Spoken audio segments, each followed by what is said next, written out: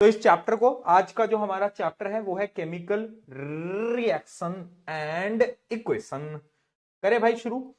आज की क्लास और कल की क्लास, 2 क्लासेस लगेंगी इस चैप्टर को पूरा कवर कराने में। ठीक है जी, आज और कल में हम इस चैप्टर को कंप्लीट कर लेंगे। तो आज हम शुरू करते हैं। पीपीटी जरा आ जाए। ठीक है, पर देखो एक चीज याद रखना कि इस जर्नी में ना मैं तेरे साथ खड़ा हूं। जब जब तुझे प्रॉब्लम आएगी मैं तेरे साथ हूं। तो एग्जाम की ना उतनी टेंशन मत लो, इतना ये मत सोचो कि एग्जाम में क्या रिजल्ट आएगा, कैसा आएगा। तुम बस अपनी बेस्ट लगाओ। और अगर कभी एंजाइटी हो भी तो याद रखना 2026 में तो दुनिया ही खत्म हो जाएगी। मजाक कर रहा हूं। 2026 में अगर दुनिया खत्म हो जाए तो एग्जाम्स ही नहीं होंगे, है ना। बट हमें अपना बेस्ट लगाना है। बेसिकली हमें अपना बेस्ट लगाना है। और कुछ नहीं है। Right right. चलो, बहुत बढ़िया। एक तो चैट ही इतनी तेज चलती है, समझ ही नहीं आता। इसको प्राइवेट चैट पे कर दूं क्या यार? तुम्हारी चैट ही मैं देख ही नहीं पाता हूँ, इतनी तेज चैट चल रही है ना अभी। एक मिनट। हाँ, ये स्पैम करना अगर बंद कर दे कोई, एक दो बच्चे जो स्पैम करते हैं अगर ये बंद कर देना, कितना खुश रहूं मैं जीवन में। लेकिन नहीं, स्पैम करते रहेंगे बस, और कुछ नहीं है। राइट, चले चलिए आगे बढ़ते हैं। स्टार्ट करते हैं केमिकल रिएक्शन एंड इक्वेशन। सबसे पहले जोश मीटर आपका हाई रहना चाहिए और ये रहे इस चैप्टर के पीके हिट्स। सबसे पहले तो पीके हिट्स को नोट डाउन कर लो। पीके हिट्स ये वो सारे टॉपिक्स हैं जो कि आपके एग्जाम के लिए सबसे ज्यादा इंपॉर्टेंट है। जैसे कि balancing, type of reaction, specially क्या लिखा है मैंने, स्पेशली डीकंपोजिशन रिएक्शंस जो है वो बहुत इंपॉर्टेंट है। अगला जो कलर चेंजिंग वाली एक्टिविटीज है वो इंपॉर्टेंट है। और रिडॉक्स पे एक क्वेश्चन आपके पेपर के अंदर एमसीक्यू के अंदर आपको दिखने वाला है। राइट, तो इतनी चीजें इंपॉर्टेंट है। वैसे तो हम पूरा चैप्टर पढ़ेंगे, बट ये वाले जो टॉपिक्स हैं हमारे लिए बहुत इंपॉर्टेंट रहेंगे। ठीक है जी, तो चलिए स्टार्ट करते हैं। आज हम कहां से स्टार्ट करेंगे? फिजिकल केमिकल चेंजेस से लेकर आज हम डीकंपोजिशन तक पूरा पढ़ेंगे। कल के लेक्चर में हम डिस्प्लेसमेंट से शुरू करेंगे और चैप्टर को खत्म करेंगे। ठीक है जी, चलिए भिड़ू शुरू किया जाए। सबसे पहले देखते हैं बदलाव। चेंज क्या होता है बेटा? चेंज यानी बदलाव। जीवन में बदलाव होते रहते हैं ना यार, है ना, चेंज होते रहते हैं ना यार। वैसे ही बहुत सारे प्रकार के चेंजेस होते हैं। बेसिकली 2 प्रकार के चेंजेस होते हैं, एक होता है हमारा केमिकल चेंज, एक होता है फिजिकल चेंज। फिजिकल चेंज वो है जहां पर सिर्फ और सिर्फ या तो स्टेट बदलेगी, या तो शेप बदलेगा, या तो साइज बदलेगा। फॉर एग्जाम्पल बर्फ। बर्फ को अगर तुम पिघला दो तो क्या बनेगा? पानी बन जाएगा। बट केमिकली बर्फ और पानी सेम है। अरे अगर मैं केमिकली बात करूं तो चाहे बर्फ हो चाहे पानी हो, है तो वो H2O ही ना। अरे है तो वो केमिकली तो सेम है। तो उन टाइप के चेंजेस को हम बोलते हैं फिजिकल चेंज, जहां पर क्या होता है, सिर्फ शेप साइज फिजिकल क्वांटिटीज बदलती हैं। राइट। केमिकल चेंजेस में क्या होता है भैया? बहुत सारी चीजें बदल जाती हैं। हाँ, इसके अंदर बहुत सारी चीजें बदल जाती हैं। यहां पर पूरी की पूरी केमिकल प्रॉपर्टीज बदल जाती हैं, है ना। इसका क्या एग्जांपल है? इसका एग्जांपल है आप किसी चीज में आग लगाते हो, है ना। आग लगाने का काम तो बेटा, आग लगाने का काम तो वो रिश्तेदार करते हैं, जो कि आते हैं और बोलते हैं, अरे आपने सुना है ये शर्मा जी के लड़के के कितने नंबर आए हैं। ये जो आग लगाने वाला काम रिश्तेदार करते हैं बेटा, वो बहुत बहुत बहुत बहुत दिक्कत देता है। बट ठीक है, कोई बात नहीं, कोई बात नहीं। तो सिमिलरली अगर आप किसी चीज में आग लगाते हो तो वहां पर क्या हो रही है? केमिकल रिएक्शन हो रही है। राइट, केमिकल चेंज हो रहा है। तो यानी जब केमिकल प्रॉपर्टीज बदल जाएंगी तब हम बोलते हैं chemical change. The composition change along with a change in shape size state. Example क्या है? रस्टिंग ऑफ आयरन या तो बर्निंग ऑफ वुड। ठीक है जी, आई होप इतनी चीजें बहुत बेसिक चल रही है। केमिकल चेंज और फिजिकल चेंज सबको पता होगा। ठीक है, अब यहां पर एक एग्जाम्पल है जो कि आपको बेटा पता होना चाहिए। एग्जाम्पल क्या है बताओ? एग्जाम्पल है burning of candle. Burning of candle क्या है? केमिकल चेंज या फिजिकल चेंज? अगर मैं ये बोलूं कि ये दोनों है, केमिकल भी है फिजिकल भी है, तो तुम बोलोगे हैं आइला ऐसे कैसे? देख यार, जब कैंडल बर्न करती है, आग लगती है, तो वो तो केमिकल चेंज है। लेकिन कैंडल साथ साथ में मेल्ट भी तो करती है। अरे कैंडल जो होती है, वैक्स होता है, वैक्स मेल्ट करता है ना। तो मेल्टिंग ऑफ वैक्स क्या है? अरे बोलो, मेल्टिंग ऑफ वैक्स क्या है? Physical change. और बर्निंग क्या है? Chemical change. यानी जब एक कैंडल आप जलाते हो ना तो उसमें दोनों प्रकार के चेंज होते हैं। ये है केमिकल चेंज ऊपर वाला, और ये जो वैक्स पिघल के नीचे आ रहा है ये है हमारा physical change. Right, chemical and physical change दोनों इसके अंदर होते हैं। ठीक है, बोथ होता है, बहुत बढ़िया जी। आगे बढ़ते हैं, अब बात करते हैं केमिकल रिएक्शंस की। केमिकल रिएक्शन क्या है? Chemical reaction is the process in which one or more substance react to form a new substance. क्या हो रहा है? कुछ नहीं हो रहा, आप एक या एक से ज्यादा चीजों को आपस में रिएक्ट करा रहे हो, जिससे एक नया कंपाउंड बन रहा है, और वो जो नया कंपाउंड है उसकी केमिकल प्रॉपर्टीज अलग है, तो उसको हम क्या बोलते हैं? Chemical reaction. क्या बोलते हैं? Chemical reaction. वहीं पर एक सवाल आता है, केमिकल इक्वेशन क्या है भैया फिर? तो केमिकल इक्वेशन क्या है?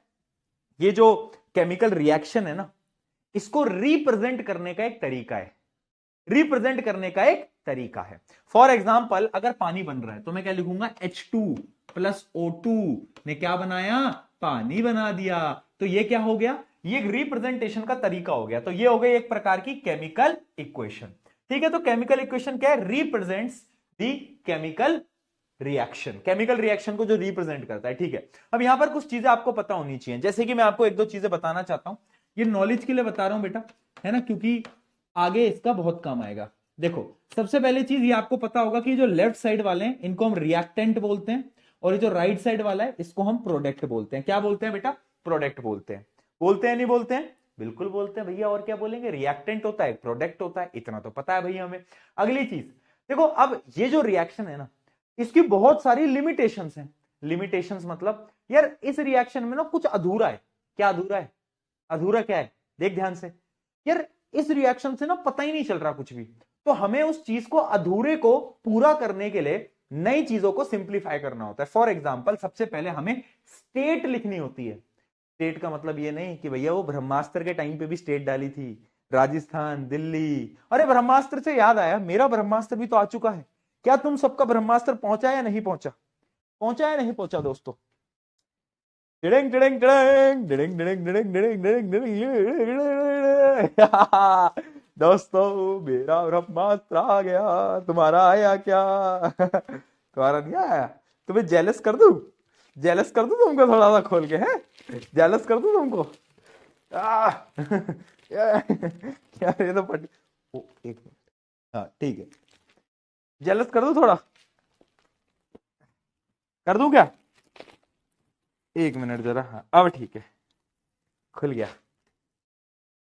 चलो, नहीं आया? Tiding tiding tiding tiding tiding tiding tiding tiding tiding. क्या बात है दोस्तों, क्या क्या आ गया है? क्या क्या आ गया है? आंसर शीट ही आंसर शीट आ गई है बेटा, बहुत सारी, बहुत सारी आंसर शीट आ गई है यार। इतनी आंसर शीट में मेरे को कौन सा बोर्ड का एग्जाम देना है? मैं क्यों लिखूंगा भाई? मैं क्यों लिखूंगा इतना सारा? हाँ हाँ, मैं क्यों लिखूंगा? वाह यार, वाओ, वाओ, क्या बात है, पीछे फोटो भी है हमारी, वाओ यार, क्या बात है। Made with love next toppers, क्या बात है दोस्तों, वाह जी वाह, हमारे नाम भी लिखे हैं यार, क्या बात है। वाह यार, ऑथर में नाम लिख दिया है यार मेरा, क्या बात है यार, ऑथर बन गया हूं दोस्तों। ऑथर तो मैं पहले से था, अब और अच्छा ऑथर बन गया हूं। वाह, इसमें जो साइंस के जो आपके जो मैप्स मैंने दिए हैं ना, इन मैप्स को बड़े ध्यान से पढ़ना। ये जो साइंस के मैंने इसके अंदर ना मैप्स बना बना के दिए हैं, इनको यूज करना। अभी वैसे आपके काम आएंगे नहीं, रिवीजन पर्पस के लिए दिए, तो आपको ऐसे फ्लो चार्ट्स मैंने बना बना के दे दिए। इससे क्या होगा, रिवीजन करना आपके लिए बहुत आसान हो जाएगा। बाकी तो बोर्ड है ही है, बोर्ड तो है नेक्स्ट टॉपर वाला, दिख रहा है? दिख रहा है नेक्स्ट टॉपर? हाँ, बाकी की चेन है, तो ये सारी चीजें। भैया मेरी की चेन कहाँ है? की चेन कहाँ गई मेरी? मेरी की, अच्छा ये रही, ठीक है। तो यानी ये सारी चीजें आपको ब्रह्मास्त्र के अंदर मिलती हैं। ठीक है, अभी आ जाएगा, जिनका नहीं आया, जिनका नहीं आया आ जाएगा। वैसे भी अभी इसका यूज नहीं है, यूज इसका कुछ दिनों में होगा, जब मैं आपके साइंस के कुछ चैप्टर पढ़ा दूंगा। यानी जब अपने 4-5 चैप्टर हो जाएंगे ना, अराउंड 4 चैप्टर जब अपने हो जाएंगे, उसके बाद इसकी जरूरत पड़ेगी, उससे पहले इसकी जरूरत नहीं पड़ेगी। तो अभी आप चिल करो, कोई टेंशन वाली बात नहीं है, 4 चैप्टर के बाद जरूरत पड़ेगी। चलो, तो मैं क्या बता रहा था कि एक होता है रिएक्टेंट, एक होता है प्रोडक्ट। ठीक है, अब रिप्रेजेंट करने के लिए इसमें हम एक दो चीजें ऐड करते हैं, जैसे कि हम स्टेट बताते हैं। स्टेट, स्टेट यानी ये हाइड्रोजन गैस की फॉर्म में है तो यहां पे जी लिखूंगा, ऑक्सीजन भी गैस की फॉर्म में है तो यहां जी लिखूंगा, और H2O जो है पानी, अंकल जी पानी पिला दीजिए, वो लिक्विड की फॉर्म में है, यानी वो L लिखूंगा। तो एक तो ये रिप्रेजेंटेशन होता है ना, ऐसे बहुत सारे डिफरेंट डिफरेंट रिप्रेजेंटेशन के मेथड होते हैं, है ना जी। तो वो थोड़े रिप्रेजेंटेशन में आपको बता देता हूं। कहां गए भैया, दिखा दो यार, कहां गए? हाँ, तो कुछ की टर्म्स आपको यहां पर पढ़ने पड़ेंगे पहले, है ना। इस चैप्टर को स्टार्ट करने के लिए कुछ की टर्म्स आपको पता होने चाहिए। अब इन की टर्म्स की डायरेक्टली कोई डेफिनेशन नहीं पूछता एग्जाम के अंदर, बट ये आपको पता होने चाहिए। पहला की टर्म प्रेसिपिटेट। प्रेसिपिटेट क्या होता है? देखो, जब भी कोई रिएक्शन होती है ना, और रिएक्शन के बाद प्रोडक्ट में कोई इनसॉल्युबल सॉलिड बन जाए, इनसॉल्युबल सॉलिड यानी जो कि घुल ना पाए, इनसॉल्युबल, तो उसको हम बोलते हैं प्रेसिपिटेट। ठीक है, precipitate is the insoluble solid which settles down after completion of the chemical reaction. और किसी भी रिएक्शन में अगर प्रेसिपिटेट बनता है तो हम उसको कैसे रिप्रेजेंट करते हैं? पीपीटी, ऐसे पीपीटी, या तो प्रेसिपिटेट लिख दो या तो पीपीटी लिख दो। ठीक है जी, बहुत बढ़िया। अगली टर्म होती है एक्सोथर्मिक रिएक्शन। अब ये एक्सोथर्मिक रिएक्शन क्या है? ये उन रिएक्शंस को बोलते हैं जिनमें एक्सो यानी बाहर निकलना, हीट जिसमें रिलीज होती है, वो रिएक्शन जिसमें हीट रिलीज होती है उसको एक्सोथर्मिक बोलते हैं। अब बात करते हैं एंडोथर्मिक की।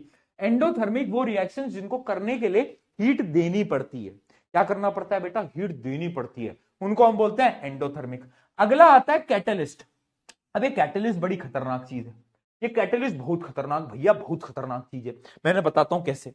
कैटलिस्ट क्या है? जैसे कि मान लो ये था मेरा चिंटू लाल। चिंटू लाल जी की कहानी सुना दे क्या? चिंटू मिंटू, चिंटू लाल, ये अपने खुश था अपनी महबूबा के साथ। किसके साथ? महबूबा के साथ। देख रहे हो? फिर क्या होता है? एक लड़का आता है मिंटू लाल। कौन बेटा? मिंटू लाल। मिंटू लाल आता है और चिंटू लाल के कान भर देता है। चिंटू लाल से बोलता है, ये महबूबा ना तेरे बारे में बहुत बेकार बातें करती है, मेरे को पसंद नहीं भाई। और ये मिंटू लाल महबूबा के पास जाता है और महबूबा से बोलता है, यार ये जो चिंटू है ना तेरे बारे में बहुत फालतू बात करता है, मेरे को पसंद नहीं। इससे क्या होता है? इन दोनों के बीच में आपस में झगड़े हो जाते हैं, लड़ाई हो जाती है। तो मिंटू लाल ने डायरेक्टली इन्वॉल्व नहीं हुआ, वो डायरेक्टली लड़ाई में इन्वॉल्व नहीं हुआ, इनडायरेक्टली इन्वॉल्व हुआ और उसने लड़ाई करवा दी। कैटलिस्ट भी यही होता है। कैटलिस्ट रिएक्शन की स्पीड को इंक्रीज कर देता है विदाउट गेटिंग डायरेक्टली इन्वॉल्व, यानी वो डायरेक्टली नहीं होता इन्वॉल्व, बस वो इनडायरेक्ट तरीके से वो क्या करता है? स्पीड को चेंज कर देता है, स्पीड को चेंज कर देता है रिएक्शन की, है ना। वो डायरेक्टली नहीं इन्वॉल्व होता। Same as Mintu Lal. Justice for Chintu Lal हो जाएगा दोस्तों, जस्टिस फॉर महबूबा भी हो जाए यार। क्या बात है, क्या बात है। पीपीटी यानी पावर पॉइंट होता है।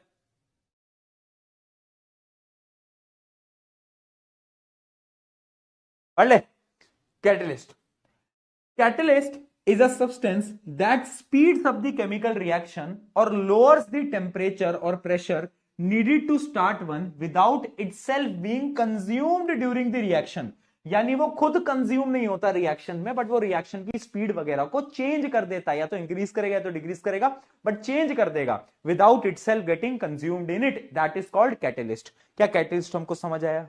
बहुत बढ़िया, कैटलिस्ट हमको समझ आ गया। ठीक है, ये कुछ चीजें हैं जो कि मुझे आपको बतानी थी। उसके अलावा अब सवाल ये आता है कि हमें कैसे पता चलेगा कि केमिकल रिएक्शन हो गई? अरे भैया मुझे कैसे पता केमिकल रिएक्शन हुई या नहीं हुई है? अब जैसे कि फॉर एग्जांपल कोई भी रिएक्शन हुई तो उसके कुछ कैरेक्टरिस्टिक्स तो होते होंगे कि जिससे कि हम ये देख के बता दें कि हाँ यहां रिएक्शन हुई है। तो कुछ कैरेक्टरिस्टिक्स होते हैं केमिकल रिएक्शन के, जैसे कि चेंज इन कलर। कुछ कुछ रिएक्शंस में क्या होगा? रंग बदल जाएंगे दोस्तों, जैसे कि उसने भी अपने रंग बदले थे। दूसरा आएगा चेंज इन टेम्परेचर। कभी कभार क्या होगा? जब रिएक्शन होगी या तो एक्सोथर्मिक होगी या तो एंडोथर्मिक होगी, या तो हीट रिलीज होगी या तो हीट देनी पड़ेगी। अगले characteristics change in state. State यानी जैसे कि हाइड्रोजन ऑक्सीजन गैस था बट पानी बन गया लिक्विड, तो स्टेट बदल गई, तो केमिकल रिएक्शन हुई। अगला एवोल्यूशन ऑफ गैसेस। अभी हम कुछ रिएक्शन पढ़ेंगे जिसमें कि गैसेस रिलीज हो जाएंगी। और फॉर्मेशन ऑफ प्रेसिपिटेट, जो कि मैं आपको अभी बता चुका हूं कि कभी कभार क्या होता है? प्रेसिपिटेट बन जाता है रिएक्शंस के अंदर, तो वो भी आप देख के बोल सकते हो कि there is a chemical reaction. यानी ये केमिकल रिएक्शन के कुछ कैरेक्टरिस्टिक्स हैं। जैसे कि तुम दूर से आओगे तो मैं दूर से आऊंगा, तो तुम मेरे कैरेक्टरिस्टिक्स से मुझे पहचानोगे ना कि यार ये प्रशांत भैया हो सकते हैं। क्यों? क्योंकि ये दिन में 4 बार अपने बालों में ऐसे हाथ डाल रहे हैं, तो ये तो पक्का पी के भैया है ना। पकड़ लो मुझे, तुम ऐसे मैंने कर दिया तो, है ना। तो ऐसे होता है, कैरेक्टरिस्टिक्स होते हैं। तो ऐसे केमिकल रिएक्शन के कुछ कैरेक्टरिस्टिक्स हैं जिनको देखते तो पहचान जाओगे कि हाँ यहां तो गड़बड़ है। चलो जी आगे बढ़ते हैं, चलो जी आगे बढ़ा जाए। और क्या रह गया पॉइंट? और क्या रह गया पॉइंट? इसके अलावा पता है केमिकल रिएक्शन को और इंफॉर्मेटिव बनाने के लिए कुछ की टर्म्स और होते हैं, कुछ की टर्म्स होते हैं। की टर्म्स क्या होते हैं? जैसे कि आप मान लो किसी एसिड के साथ रिएक्शन करा रहे हो। एसिड तो आपको पता होगा, जैसे H2SO4, सल्फ्यूरिक एसिड होती है ये, HCl हाइड्रोक्लोरिक एसिड। तो अगर आप किसी एसिड से रिएक्शन करा रहे हो ना, तो आपको उसके ब्रैकेट में लिखना होता है कि वो डाइल्यूट एसिड है या कंसंट्रेटेड एसिड है। अब डाइल्यूट एसिड और कंसंट्रेटेड एसिड क्या होती है, वैसे हम एसिड बेस में पढ़ते हैं, बट मैं आपको ऊपर से भी ये बता देता हूं। कंसंट्रेटेड एसिड को ऐसे समझो कि ये बड़ी खतरनाक एसिड है, इसमें पानी की मात्रा कम है, एसिड ज्यादा है ना। और डाइल्यूट यानी पानी ज्यादा है, एसिड कम है, ठीक है, ऐसे समझ लो। तो हम अगर कंसंट्रेटेड है तो हम ऐसे CONC डॉट लिखते हैं, ठीक है, और अगर डाइल्यूट है तो DIL डॉट लिखते हैं, ठीक है जी। ये कुछ की टर्म्स हैं जो कि आगे जब मैं काम लूंगा तो तुम ऐसे कंफ्यूज नहीं होना चाहिए कि भैया ये क्या लिख दिया, ये तो पहली बार देख रहे हैं, ऐसा नहीं होगा, ठीक है जी। आगे बढ़े बेड़ू, क्या बोलते हो दोस्तों, भाइयों बहनों, मूर्ख बालक बालिकाओं। जस्टिस फॉर किंटू लाल, किंटू लाल नहीं है वो, चिंटू लाल है। किंटू लाल काहे लिख रहे हो। चलो अच्छा, मुझे ये बात बताओ, ये टेबल किस किस को याद है, किस किस को ये टेबल याद है, जल्दी बताओ। 9th में आई थी ये टेबल, 9th में आई थी ना टेबल, याद आ रहा है कुछ, धुंधली धुंधली यादों में याद आ रहा है।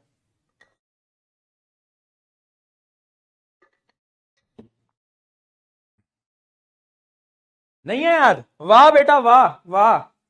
ट्रेंड आजकल तुम्हें सारे याद हैं, आजकल वो एक ट्रेंड चल रहा है ना, वैसे वो गाना था meow meow ten ten ten ten ten meow meow, देखा तुमने, meow meow ten ten ten ten ten meow meow. उस ट्रेंड में क्या होता है, उस ट्रेंड में ना जैसे कोई लड़का है तो वो ट्रेंड बना रहा है कि I am going to propose him or her, तो अगर उसने हाँ बोला तो मैं ये डीपी लगाऊंगा, और उसने ना बोला तो मैं डीपी लगाऊंगा। देखा तुमने ट्रेंड। बेटा हालत तुम्हारी ऐसी है ना कि तुम तो वो ट्रेंड भी नहीं बना सकते, किसको करोगे प्रपोज, किसको बोलोगे, वो भी नहीं है तुम्हारे पास तो आ जाओ, आ जाओ, आ जाओ, ठीक है। हाँ ये याद करनी होती है मूर्खो, ये याद करनी होती है, इसमें चार्जेस होते हैं, इसके बिना कंपाउंड कैसे बनाओगे, इसके बिना कंपाउंड कैसे बनाओगे, है ना। जैसे कि फॉर एग्जांपल अगर याद नहीं है तो प्लीज याद कर लेना, जैसे कार्बोनेट की कार्बोनेट का चार्ज है -2, अगर मैं बोलूं सोडियम कार्बोनेट तो फॉर्मूला कैसे बनाओगे, फॉर्मूला कैसे बनाओगे, सोडियम लिखोगे, कार्बोनेट लिखोगे।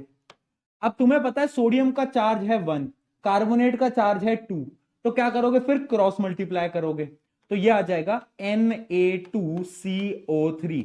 ऐसे हम फॉर्मूलाज बनाते हैं कंपाउंड्स के। सोडियम कार्बोनेट, 2 इधर गया 1 इधर गया, Na2CO3 सोडियम कार्बोनेट। अगर मैं बोलूं एल्यूमिनियम सल्फेट तो क्या लिखोगे, एल्यूमिनियम लिखोगे, सल्फेट लिखोगे। अब तुम्हें पता होना चाहिए इसका चार्ज 2 है और इसका 3 है, वो टेबल से तुम्हें याद रहना चाहिए था। तो ये आएगा Al2, क्रॉस मल्टीप्लाई कर दो, Al2SO4 3, तो ये आ गया एल्यूमिनियम सल्फेट। तो ये जो फॉर्मूला मेकिंग है एटलीस्ट ये तो तुम्हें आनी चाहिए, राइट। नहीं आती क्या, आती नहीं आती,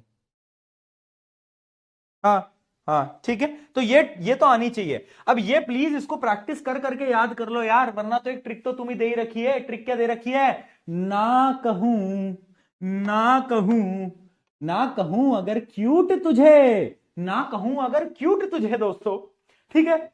मैं बोल रहा हूं किसी से कि ना कहूं अगर क्यूट तुझे, अब तुझे आ गया यानी 2 आ गया, अब इससे नीचे के सबका जो चार्ज होगा वो 2 होगा। ना कहूं अगर क्यूट तुझे, मांगे कार जेन फरारी, मांगे कार जेन फरारी, वाह वाह करते चलना बेटा, मांगे कार जेन फरारी, क्यों नहीं, क्यों नहीं 3, अब 3 आ गया तो इससे नीचे के 3 होंगे, 3 ऑल्टो फरारी, 3 ऑल्टो फरारी, है ना जी। तो ऐसे आप इनके चार्जेस याद कर सकते हो, ऐसे इसकी भी ट्रिक है, बट ये तो प्रैक्टिस से तुम्हें याद करना होता है, बट ठीक है।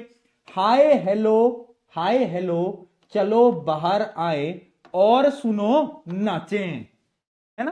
तो ऐसे आपको याद करना होता है इनके, वैसे चार्जेस ना तुम्हें प्रैक्टिस करोगे तो 1-2 बार याद हो जाएंगे, बट यस, बट यस। देख वाह वाह कितनी जल्दी करी ना तुमने, वाह वाह वाह वाह लिखने लग गए। वैसे अगर पूछा था ना कि याद है या नहीं है तो सबने नो लिखा था, अब वाह वाह कितनी जल्दी कर रहे थे, तो तुम रहते तो वही हो बिल्कुल।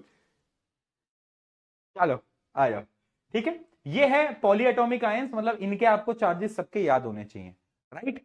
चलो आगे बढ़ा जाए, तो ये फॉर्मूला मेकिंग आपको आनी चाहिए, क्योंकि अगला हम टॉपिक पढ़ने जा रहे हैं बैलेंसिंग ऑफ केमिकल इक्वेशन। देखो केमिकल इक्वेशन को बैलेंस कैसे करना होता है, बहुत सारे रूल्स हैं, बट रूल्स को मारो गोली, मैं जो बता रहा हूं उसको फॉलो करना। आज H2 बनाएंगे पहले, मान लो पानी है, H2 प्लस O2 ने क्या दिया, H2O।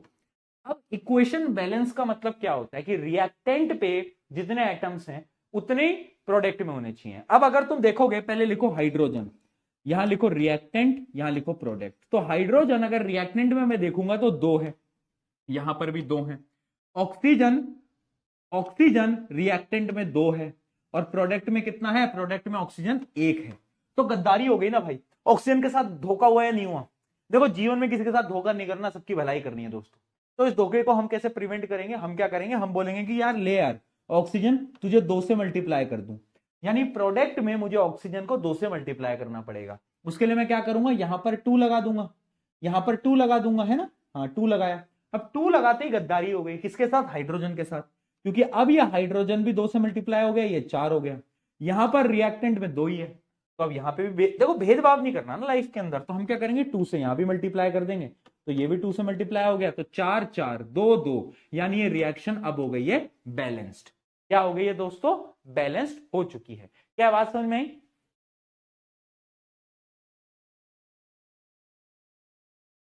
क्या जस्टिस?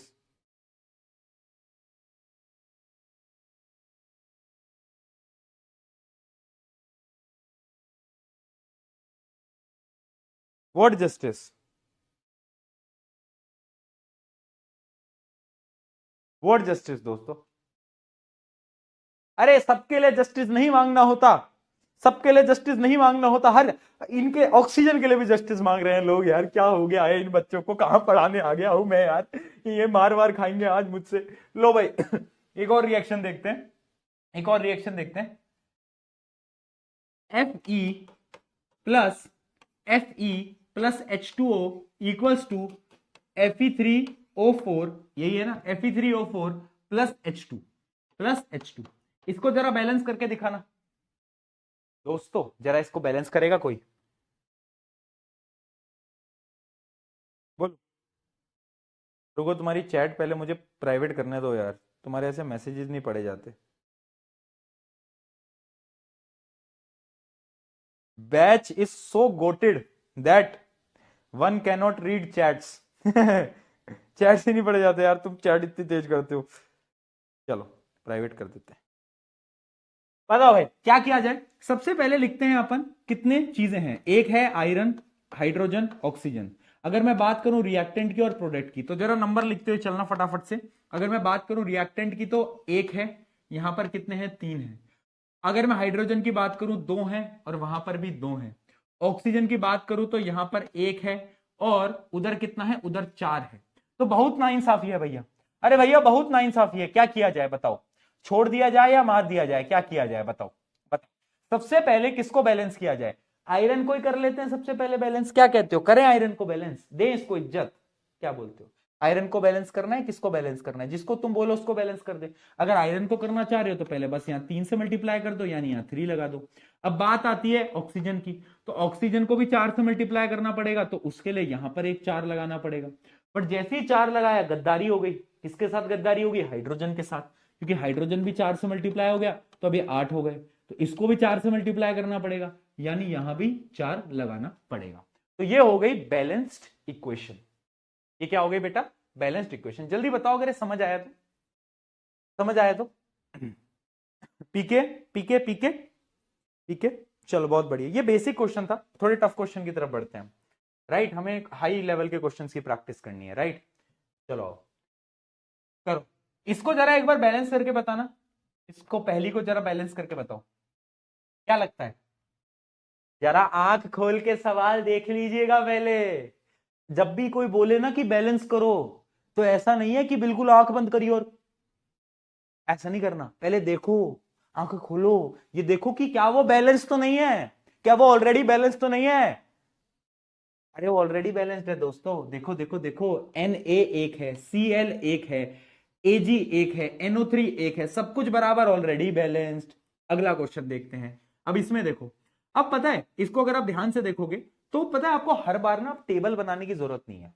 टेबल जो होते हैं वो नूब बच्चे बनाते हैं, वी आर प्रो प्लेयर्स, तो हम हर बार टेबल नहीं बनाएंगे। राइट, अगर कोई एमसीक्यू क्वेश्चन है तो हम क्यों टेबल बनाएंगे, हम डायरेक्टली बैलेंस कर देंगे। कैसे करेंगे? देखो तुम ये देखो, यहां पे क्लोरीन 2 है, यहां पर 1 है, तो ऑब्वियस सी बात है इसको 2 से मुझे यहां पे मल्टीप्लाई करना पड़ेगा। अब जैसे ही यहां पे 2 से मल्टीप्लाई हुआ तो देखो हाइड्रोजन यहां भी 2 है, यहां भी 2 है, सल्फेट यहां पर एक है और यहां पे भी एक है, तो हो गई ना बैलेंस्ड, गेम ओवर।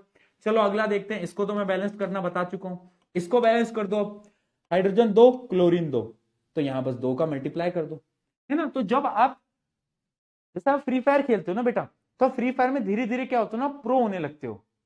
ओ यार तुम्हें तो इतना टाइम हो गया, तुम तो फिर भी प्रो नहीं हो पा रहे हो बेटा, या तो पढ़ाई कर लो या तो गेम छोड़ दो, कुछ तो करो। ठीक है, बट धीरे धीरे आप प्रो हो जाते हो ना, तो ऐसे इसमें हम प्रो हो रहे हैं, राइट। चलो और टफ क्वेश्चन की तरफ बढ़ते हैं, और टफ क्वेश्चन की तरफ बढ़ते हैं। अब ये वाला जो क्वेश्चन है ना, इसको मैं एक डिफरेंट टेक्निक से तुम्हें सॉल्व करा के बताता हूं। वैसे तो तुम नॉर्मली भी कर सकते हो, इजी पड़ेगा, बट एक नई टेक्निक है मेरे पास ना सॉल्व करने की, और उसको मैं बोलता हूं एबीसीडी मेथड। क्या बोलते हैं अपन? एबीसीडी मेथड हम उसको बोलते हैं, एबीसीडी, बचपन में पढ़ी थी ना, वही वाला मेथड। देखो हमें क्या करना है, मान लो एक इक्वेशन को बैलेंस करना है, तो सबके ए बी सी डी ऐसे मान लो आप, है ना, कोफिशिएंट्स मान लो ए बी सी डी। अब क्या करोगे तुम, ये देखोगे कि एल्यूमिनियम जो है वो यहां पर 2 है ना, तो हम लिखेंगे 2a, क्योंकि a से मल्टीप्लाई हो रहा है। अब यहां पर देखो एल्यूमिनियम कितना है, एल्यूमिनियम यहां पर 1 है, तो यहां पर लिखूंगा equals to 1c, 2a equals to 1c, ठीक है जी। सिमिलरली सल्फेट देखो यहां पर 3 है, तो मैं लिखूंगा 3a, और वहां देखूंगा मैं सल्फेट कितना है, 1 है, 1d, 1d, ठीक है। सिमिलरली मैं क्या लिखूंगा, यहां पे देखूंगा बैरियम 1 है, तो 1b इक्वल्स टू, यहां पर बैरियम भी 1 ही है, 1d, ठीक है। यहां पर क्लोरीन 2 है, तो 2b इक्वल्स टू, यहां पर क्लोरीन 3 है, तो 3c। तो अब अपने पास ना 4 डिफरेंट डिफरेंट इक्वेशंस आ गई हैं। क्या आ गई है बेटा? 4 डिफरेंट डिफरेंट इक्वेशंस आ गई हैं। आई है नहीं आई है, जल्दी बताओ, बोलो, जल्दी बताओ, बताओ, आइए, बोलो बोलो, राइट। अब मैं क्या करूंगा इस क्वेश्चन के अंदर बेटा, इस क्वेश्चन के अंदर मैं ए की वैल्यू 1 मान लूंगा, ए की वैल्यू 1 मान लूंगा। क्या मान लूंगा मैं? ए की वैल्यू मैंने 1 मान ली, तो ए की वैल्यू अगर मैंने 1 ली, तो अगर तुम ध्यान से देखो सी की वैल्यू कितनी हो गई, सी की वैल्यू 2 हो गई, डी की वैल्यू कितनी हो गई, डी की वैल्यू 3 हो गई, और तुम्हें पता है डी और बी की वैल्यू बराबर है, यानी डी की वैल्यू भी कितनी हो जाएगी, बी की वैल्यू भी कितनी हो जाएगी, बी की वैल्यू भी 3 हो जाएगी, राइट, बी की वैल्यू भी 3 हो जाएगी। तो सारे कोफिशिएंट्स आपके आ चुके हैं 1 3 2 3, 1 3 2 3, 1 3 का 4, 4 2 का 1, माय नेम इज लखन, 1 3 2 3। बहुत बढ़िया दोस्तों, क्या बात है, आई सबकी वैल्यूज आ गई क्या? हाँ जी। तो एक ये डिफरेंट तरीका है। वैसे आप इसको बड़ी क्लासेस में पढ़ोगे, इसको मोल कॉन्सेप्ट का भी एक छोटा सा बोला जाता है, 11th क्लास के अंदर पढ़ाया जाता है, बट ये अपने लिए भी यूजफुल हो सकती है, क्योंकि इससे बड़ी बड़ी इक्वेशंस को आप ऐसे सॉल्व कर सकते हो एबीसीडी मेथड से। ठीक है, क्या करा हमने, ए की वैल्यू 1 मान ली, तो बाकी सबकी वैल्यू आ गई हमारे पास, राइट। ठीक है, ठीक है, चलो इस क्वेश्चन को सॉल्व करो। अब इसको बिना एबीसीडी मेथड के सॉल्व कर सकते हो, या विद एबीसीडी मेथड भी सॉल्व कर सकते हो। बताओ किससे करा दूं मैं? एबीसीडी मेथड से करा दूं? चल भाई तू कह रहा है तो करा देता हूं, आ जाओ। देखो भाई एल्यूमिनियम 2 है, तो लिख दो 2a इक्वल्स टू, यहां पर 1 है तो 1c, ठीक है। ऑक्सीजन 3 है, तो 3a, ऑक्सीजन 1 है, 1d। अब देखो एक हाइड्रोजन है, तो 1b, और यहां पर हाइड्रोजन 2 है, 2d, 2d। और लास्ट क्लोरीन यहां पर 1 है और यहां पर क्लोरीन 3 है, तो 1b इक्वल्स टू 3c। ठीक है, तो 4 इक्वेशन आ गई, 1 2 3 4, 4 इक्वेशन बेटा अपने पास आ चुकी हैं। अब बताओ मैं क्या करूं, अब बताओ बेटा मैं क्या करूं? जो तुम बोलूंगा, जो तुम बोलोगे वो कर देंगे। अपन क्या करेंगे, ए की वैल्यू को 1 मान ले। क्या बोलते हो यार, ए की वैल्यू अगर मैं 1 मान लूं, कोई दिक्कत है क्या किसी को? हाँ, ए की वैल्यू 1 मान लूं, कोई दिक्कत नहीं है, चलो ठीक है, ए की वैल्यू 1 मान ली। तो जैसे ही मैंने ए, यहां पे देखो ए 1 माना, तो सी की वैल्यू कितनी आ गई, सी की वैल्यू आ गई 2। ठीक है, अगर सी की वैल्यू 2 आई, तो बी की वैल्यू कितनी है, यहां से देखना, बी की वैल्यू आ गई 3 इंटू 2 दैट इज 6। बी की वैल्यू कितनी आ गई, 6 आ गई। यस और नो, यस और नो, बताओ बताओ। और डी कितना आ गया, डी आ गया 3, डी आ गया 3। तो आ गया आंसर, ए 1 है, बी कितना है, बी सी कहां है, सी 2 है, 1 6 1 6 2 3, 162 और D3, हाँ 1623, 1623 इज योर आंसर। हुआ?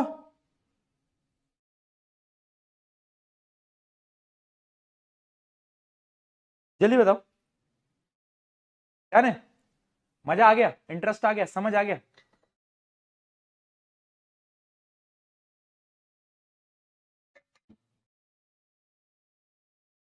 चलो बहुत बढ़िया, बहुत बढ़िया। तो कुछ और क्वेश्चन है, कुछ और क्वेश्चन है,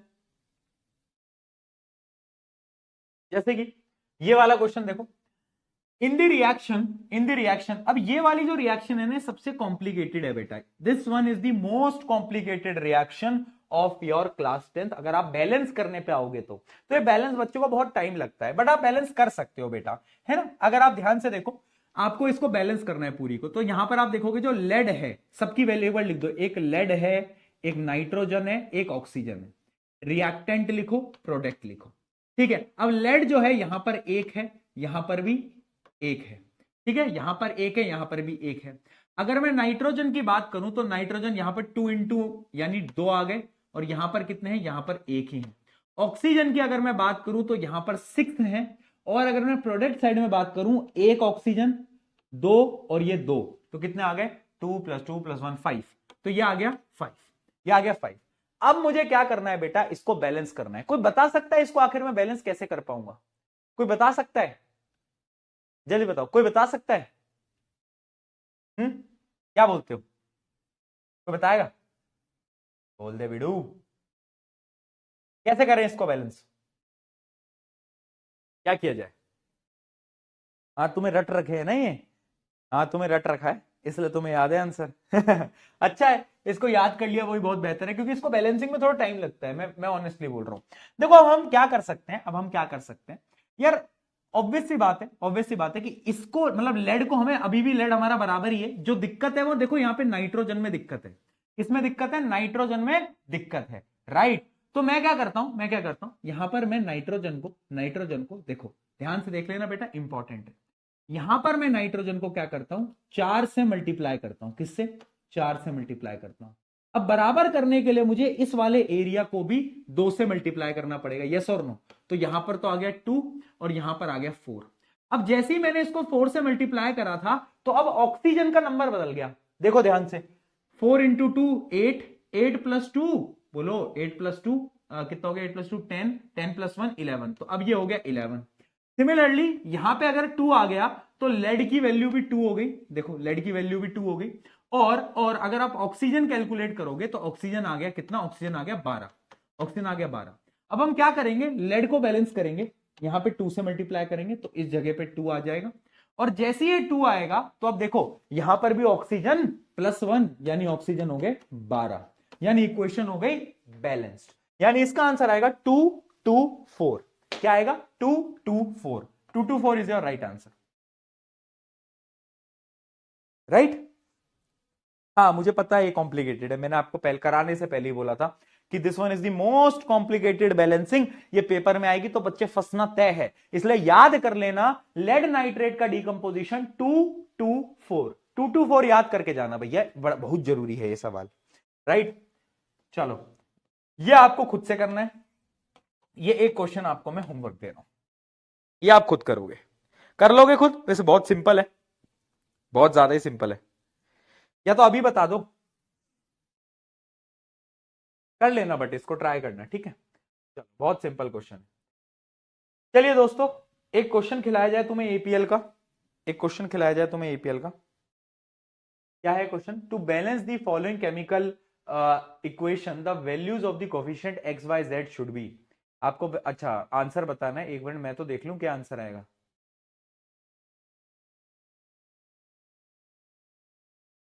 ये तो वो सेम क्वेश्चन हो गया जो अभी मैंने आपको ये वाला कराया, पता है ये सेम क्वेश्चन है, ये सेम क्वेश्चन है।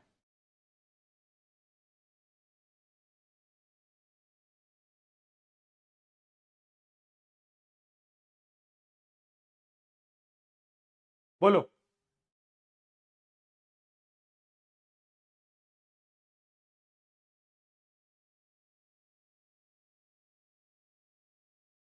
डी लिख रहे हैं बच्चे, बी आ रहा है तुम्हारा आंसर। बी कैसे आएगा बेटा? 442 तो कैसे आ गया तुम्हारा? 442 तो पॉसिबल ही नहीं है, 442 पॉसिबल ही नहीं है, बी नहीं आएगा इसका। इसका आंसर सी आएगा बेटा। अगर आप ध्यान से देखो ये सेम इक्वेशन है, बस यहां पर जिंक आ गया है। हमने लेड नाइट्रेट का पढ़ा था, यहां पे लेड था, बाकी सारी चीजें तो सेम ही थी। एक बार देख लो इक्वेशन को, मैच कर लो। ये देखो ये सेम इक्वेशन है हमारी, जो हमें अगले पेज पे अब दिख रही है, एकदम सेम है। तो आंसर भी एकदम सेम आएगा, जो कि आएगा 224। तो सेम क्वेश्चन था, एकदम डिट्टो क्वेश्चन था, जो कि हम ऑलरेडी कर चुके हैं, राइट। तो आंसर सी आना था इसका, ना कि बी। तो कंफ्यूज नहीं होना है। चलो आ जाओ, अब बात करते हैं बेटा टाइप ऑफ केमिकल रिएक्शंस की, राइट। बैलेंसिंग के और क्वेश्चन आपको प्रैक्टिस करने पड़ेंगे। देखो जिनसे क्वेश्चंस अगर बन गए कॉन्टिन्यूसली, तो तुम और प्रैक्टिस मत करो, क्योंकि बैलेंसिंग का क्वेश्चन एक ही आना है, एमसीक्यू ही आना है, एक ही क्वेश्चन आता है बैलेंसिंग का, उससे ज्यादा आता नहीं है। तो अगर तुमसे क्वेश्चन हो गया वेल एंड गुड है, अगर नहीं हुआ तो एनवाईक्यू के अंदर ना मैंने और क्वेश्चन दिए हैं, एनवाईक्यू आज अपलोड हो जाएगा, तो उसको तुम और प्रैक्टिस करना, ठीक है। क्योंकि बैलेंसिंग जितनी ज्यादा प्रैक्टिस करोगे उतना ज्यादा तुम्हारा बेनिफिट है। अगर तुमसे क्वेश्चन नहीं हुए, अगर हो गए, क्योंकि मैंने तुम्हें जो टफ टफ क्वेश्चन है वो करा दिए। मैं चाहता तो पहले मैं एकदम इजी इजी इजी कराता, बट मैंने तुम्हें अच्छे लेवल के क्वेश्चंस ऑलरेडी करा दिए।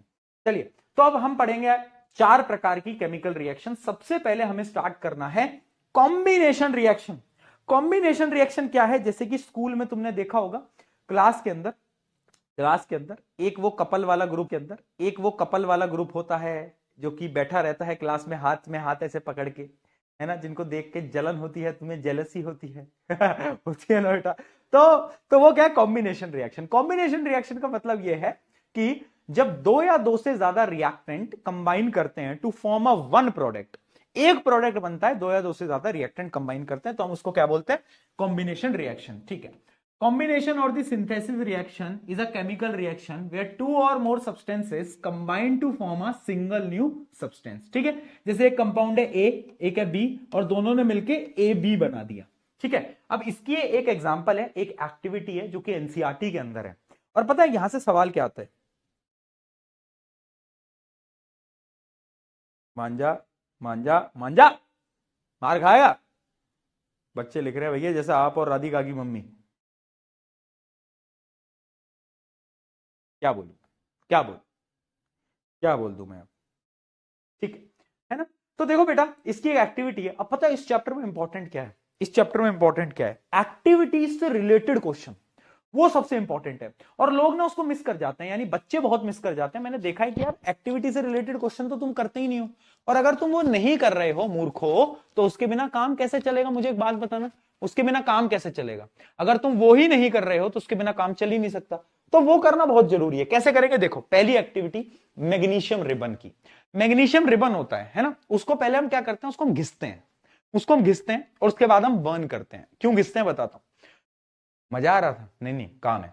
तो देखो हम उसको जब बर्न करते हैं ना, तो हम जैसे ही उसको जलाएंगे तो वो व्हाइट डैजलिंग फ्लेम्स में जलता है, ठीक है। तो वो कैसे जलता है? वो व्हाइट डैजलिंग, याद रखना, Burns with a white dazzling flames, और एक चूरा बन जाता है जो कि एक व्हाइट कलर का पाउडर होता है, व्हाइट कलर का पाउडर होता है। तो देखो रिएक्शन कैसी होती है? मैग्नीशियम कंबाइन होता है ऑक्सीजन के साथ, और वो बनाता है मैग्नीशियम ऑक्साइड। और ये जो मैग्नीशियम ऑक्साइड है, यही है वो व्हाइट पाउडर, ये वही व्हाइट पाउडर है, ठीक है, ये वही व्हाइट पाउडर है। तो पहले तो मुझे ये बताओ, ये कौन से टाइप की रिएक्शन है? बोलो। Obviously it is a type of combination reaction. उसके साथ साथ अगर तुम ध्यान से देखो, तो क्या ये एक्सोथर्मिक रिएक्शन भी है? रिएक्शन है? क्या लगता है तुम्हें, क्या ये एक्सोथर्मिक रिएक्शन है?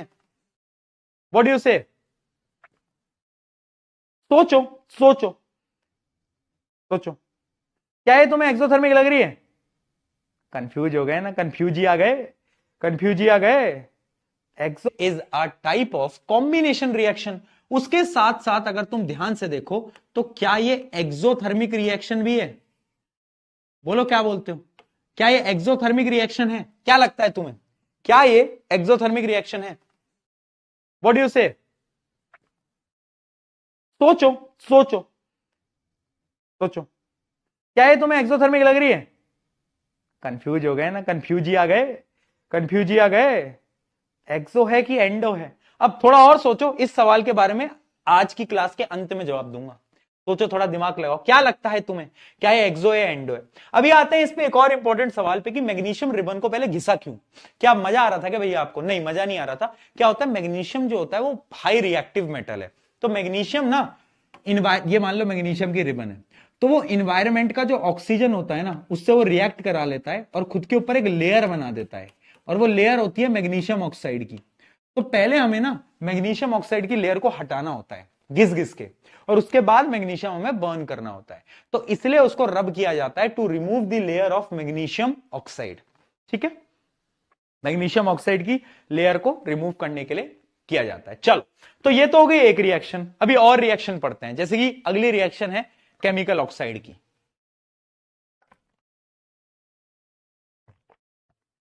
एक मिनट पानी पी लो। अच्छा, बताए एक दिन क्या हुआ, एक दिन क्या हुआ कि अभी कुछ दिन पहले की बात है, ठंड का मौसम चल रहा है और मैं जल्दी उठ गया, सुबह जल्दी उठ गया क्योंकि मुझे कहीं जाना था। तो जब मैं सुबह उठ के गया, मेरे मम्मी पापा मुझे ऐसे देखने लगे, वो शॉक हो गए। उनको लगा कि ये हमारा ही लड़का है या कोई एआई है। ये और सुबह जल्दी, ये कैसा हो गया, है ना? उनको नहीं पता था मुझे कहीं काम से जाना है। है ना?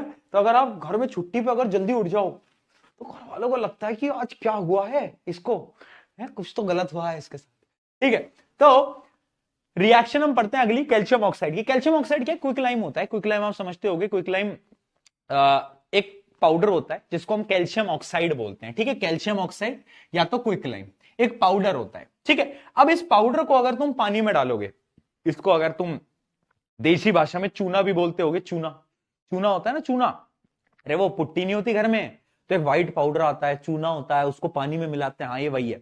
तो जब पानी में मिलाते हैं ना, तो अगर आपने देखा हो तो पानी में घुलते ही जो जो बाल्टी होती है ना जिसमें इसको घोला जाता है, वो बाल्टी गर्म हो जाती है। नोट करा है? तो इसकी रिएक्शन क्या होती है, when it combines with water it forms a compound CaOH2 यानी कैल्शियम हाइड्रोक्साइड, और we can say slaked lime, इसका एक और नाम होता है slaked lime, plus heat release होती है। यानी ये एक तो कॉम्बिनेशन रिएक्शन का एग्जांपल है, और साथ साथ में it is example of exothermic reaction. साफ दिख रहा है एक्सोथर्मिक रिएक्शन है क्योंकि गर्म हो जा रही है ना चीजें। आई बात समझ में? ये क्या होता है, स्लेक्ड लाइम, ये क्या होता है, क्विक लाइम। तो याद रखना, conversion of quick lime into slaked lime क्या है, एक्सोथर्मिक प्रोसेस है। बहुत बढ़िया जी, क्या बात है, क्या बात है दोस्तों, बहुत बढ़िया। चलो, है ना? अब बात करते हैं इसकी एक और रिएक्शन के बारे में। इसकी एक और रिएक्शन, अब होता क्या है, यही जो स्लेक्ट लाइम था ये तुम्हारे घरों में लग गया, दीवारों पे लग गया। ठीक है, दीवारों पे मैंने लगा दिया, मान लो मैं काम कर रहा हूं और मैंने दीवारों पे लगा दिया। अब क्या होगा कि थोड़ी देर बाद ना ये सख्त हो जाता है, देखा है, सख्त हो जाता है ना? पपड़ी बन जाती है इसकी, सख्त हो जाता है। क्यों? क्योंकि ये जो स्लेक्ड लाइम है, दिस स्लेक्ड लाइम, ये जो स्लेक्ट लाइम था ये रिएक्ट कर जाता है किसके साथ, this reacts with carbon dioxide, और ये क्या बनाता है, कैल्शियम कार्बोनेट बनाता है। क्या बनाता है बेटा, कैल्शियम कार्बोनेट। और वो जो तुम्हें जो दिखता है ना, स्टिफनेस दिखती है दीवारों पे, वो लेयर दिखती है, वो लेयर होती है कैल्शियम कार्बोनेट की। किसकी लेयर दिखती है बेटा, कैल्शियम कार्बोनेट की। बहुत बढ़िया, तो याद रखना ये रिएक्शन भी कैल्शियम कार्बोनेट। अच्छा, साथ साथ में पानी और बनता है, साथ साथ में वाटर और बनता है। बहुत बढ़िया, ठीक है। अब इतनी चीज तो तुम्हें समझ आ गई। क्वेश्चन क्या आता है, क्वेश्चन क्या होता है कि जब व्हाइट वॉशिंग होती है घर के अंदर, तो वो जो शाइनी फिनिश आती है, वो शाइनी फिनिश किसकी वजह से आता है? तो याद रखना, वो शाइनी फिनिश आता है ये कैल्शियम कार्बोनेट की वजह से। इसकी वजह से वो शाइनी फिनिश आता है, जैसे मैंने आपको बताया अभी, बताया ना अभी, हाँ बताया ना, हाँ ठीक है, इसकी वजह से आता है। चलो बहुत बढ़िया, इतनी चीजें हमें समझ आ गई। अब यहां पर एक टॉपिक होता है, यहां पर एक टॉपिक होता है, व्हाट इज दी, अगर वो लिखा होगा, हाँ ये लिखा, what is the test for carbon dioxide. मान लो कार्बन डाइऑक्साइड है नेचर में और हमें टेस्ट करना है कि यार यहां कार्बन डाइऑक्साइड है या नहीं है, तो हम कैसे टेस्ट करेंगे? What is the process? कोई बताएगा क्या प्रोसेस हो सकता है, क्या प्रोसेस हो सकता है? उस प्रोसेस को हम बोलते हैं बेटा lime water test. Lime water test कुछ नहीं है, वो जो अभी मैंने आपको करके दिखाया ना वही है। समझाता हूं लाइम वाटर टेस्ट क्या होता है। Lime water test, lime water test यही है कि आप क्या करो, स्लेक्ड लाइम लो, स्लेक्ड लाइम लो, या फिर इसको हम लाइम वाटर भी बोलते हैं। क्या बोलते हैं बेटा, बहुत सारे नाम हैं। लाइम वाटर लो और लाइम वाटर में से CO2 को पास करो, और जब CO2 को पास करोगे ना तो पता क्या होगा, तो पता क्या होगा, ये पहले क्या था, lime water, it will turn milky. देखो कैल्शियम कार्बोनेट का कलर क्या होता है, व्हाइट होता है, मिल्क का कलर क्या होता है, व्हाइट होता है। तो ये जो लाइम वाटर था ना, it will get converted milky, यानी ये मिल्की हो जाएगा। और इसी टेस्ट को हम बोलते हैं लाइम वाटर टेस्ट, इसी टेस्ट को हम बोलते हैं लाइम वाटर टेस्ट। क्या बात समझ में आई, क्या बात समझ में? लाइम वाटर से अगर आप कार्बन डाइऑक्साइड को पास करोगे तो lime water will turn into milky, milky हो जाएगा वो, उसी को हम बोलते हैं लाइम वाटर टेस्ट। बहुत बढ़िया। क्या रिएक्शन समझ आई बेटा?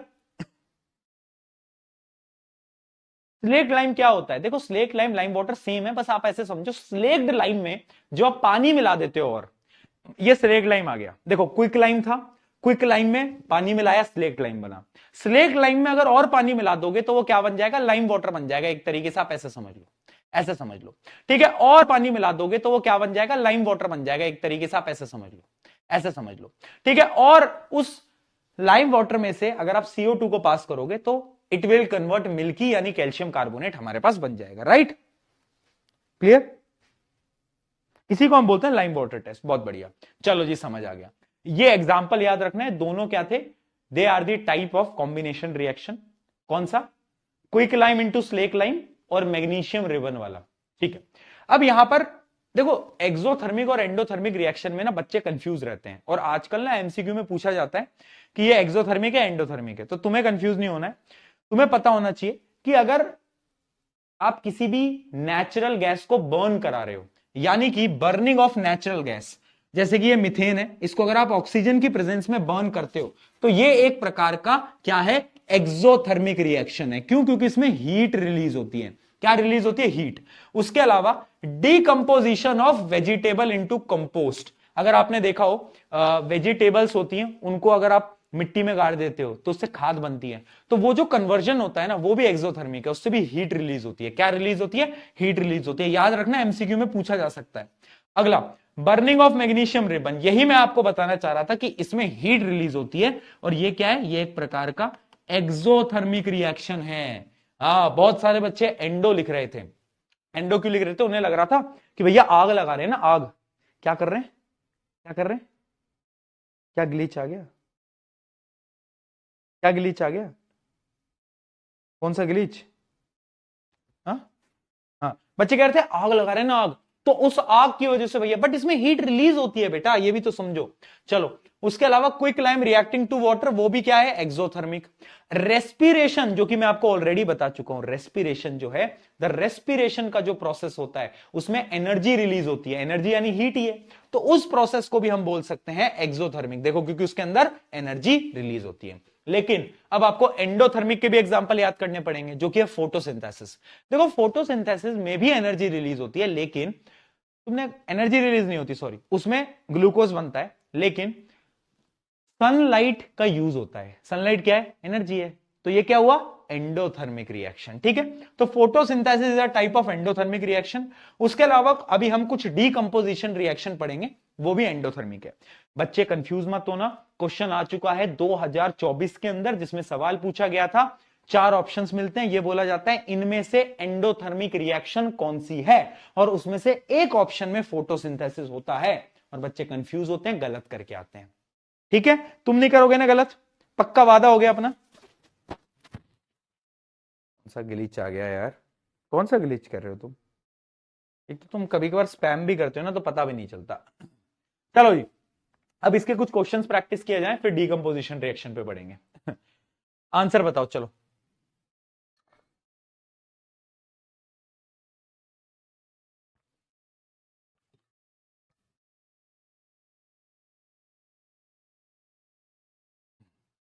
तुमने नोट करा कि साल खत्म होने को आ गया यार, पर उसका रिप्लाई तो फिर भी नहीं आया ना।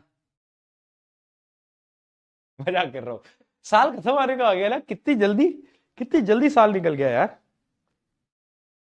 कितनी जल्दी साल निकल गया ना, पता भी नहीं चला। एंड होने को आ गया, दिसंबर चल रहा है यार। जन्मदिन आ गया यार मेरा, यार 9 तारीख का जन्मदिन आ गया। आज क्या हो गई? आज 5 तारीख हो गई, 5 तारीख हो गई। 24 साल का हो जाऊंगा दोस्तों मैं, 24। यस, तुमसे बहुत बड़ा हो जाऊंगा मैं अब 24 साल का हो चुका हूं मैं, हो जाऊंगा मतलब 24 साल का हो जाऊंगा यार मैं ये सोच रहा हूँ। वाह यार 24 साल का हो जाऊंगा मैं, क्या बात। चलो क्वेश्चन देखते हैं। अ वाइट सॉलिड एक्स रिया एक्स एक्स की बातें ना करो भैया, दिक्कत होती है।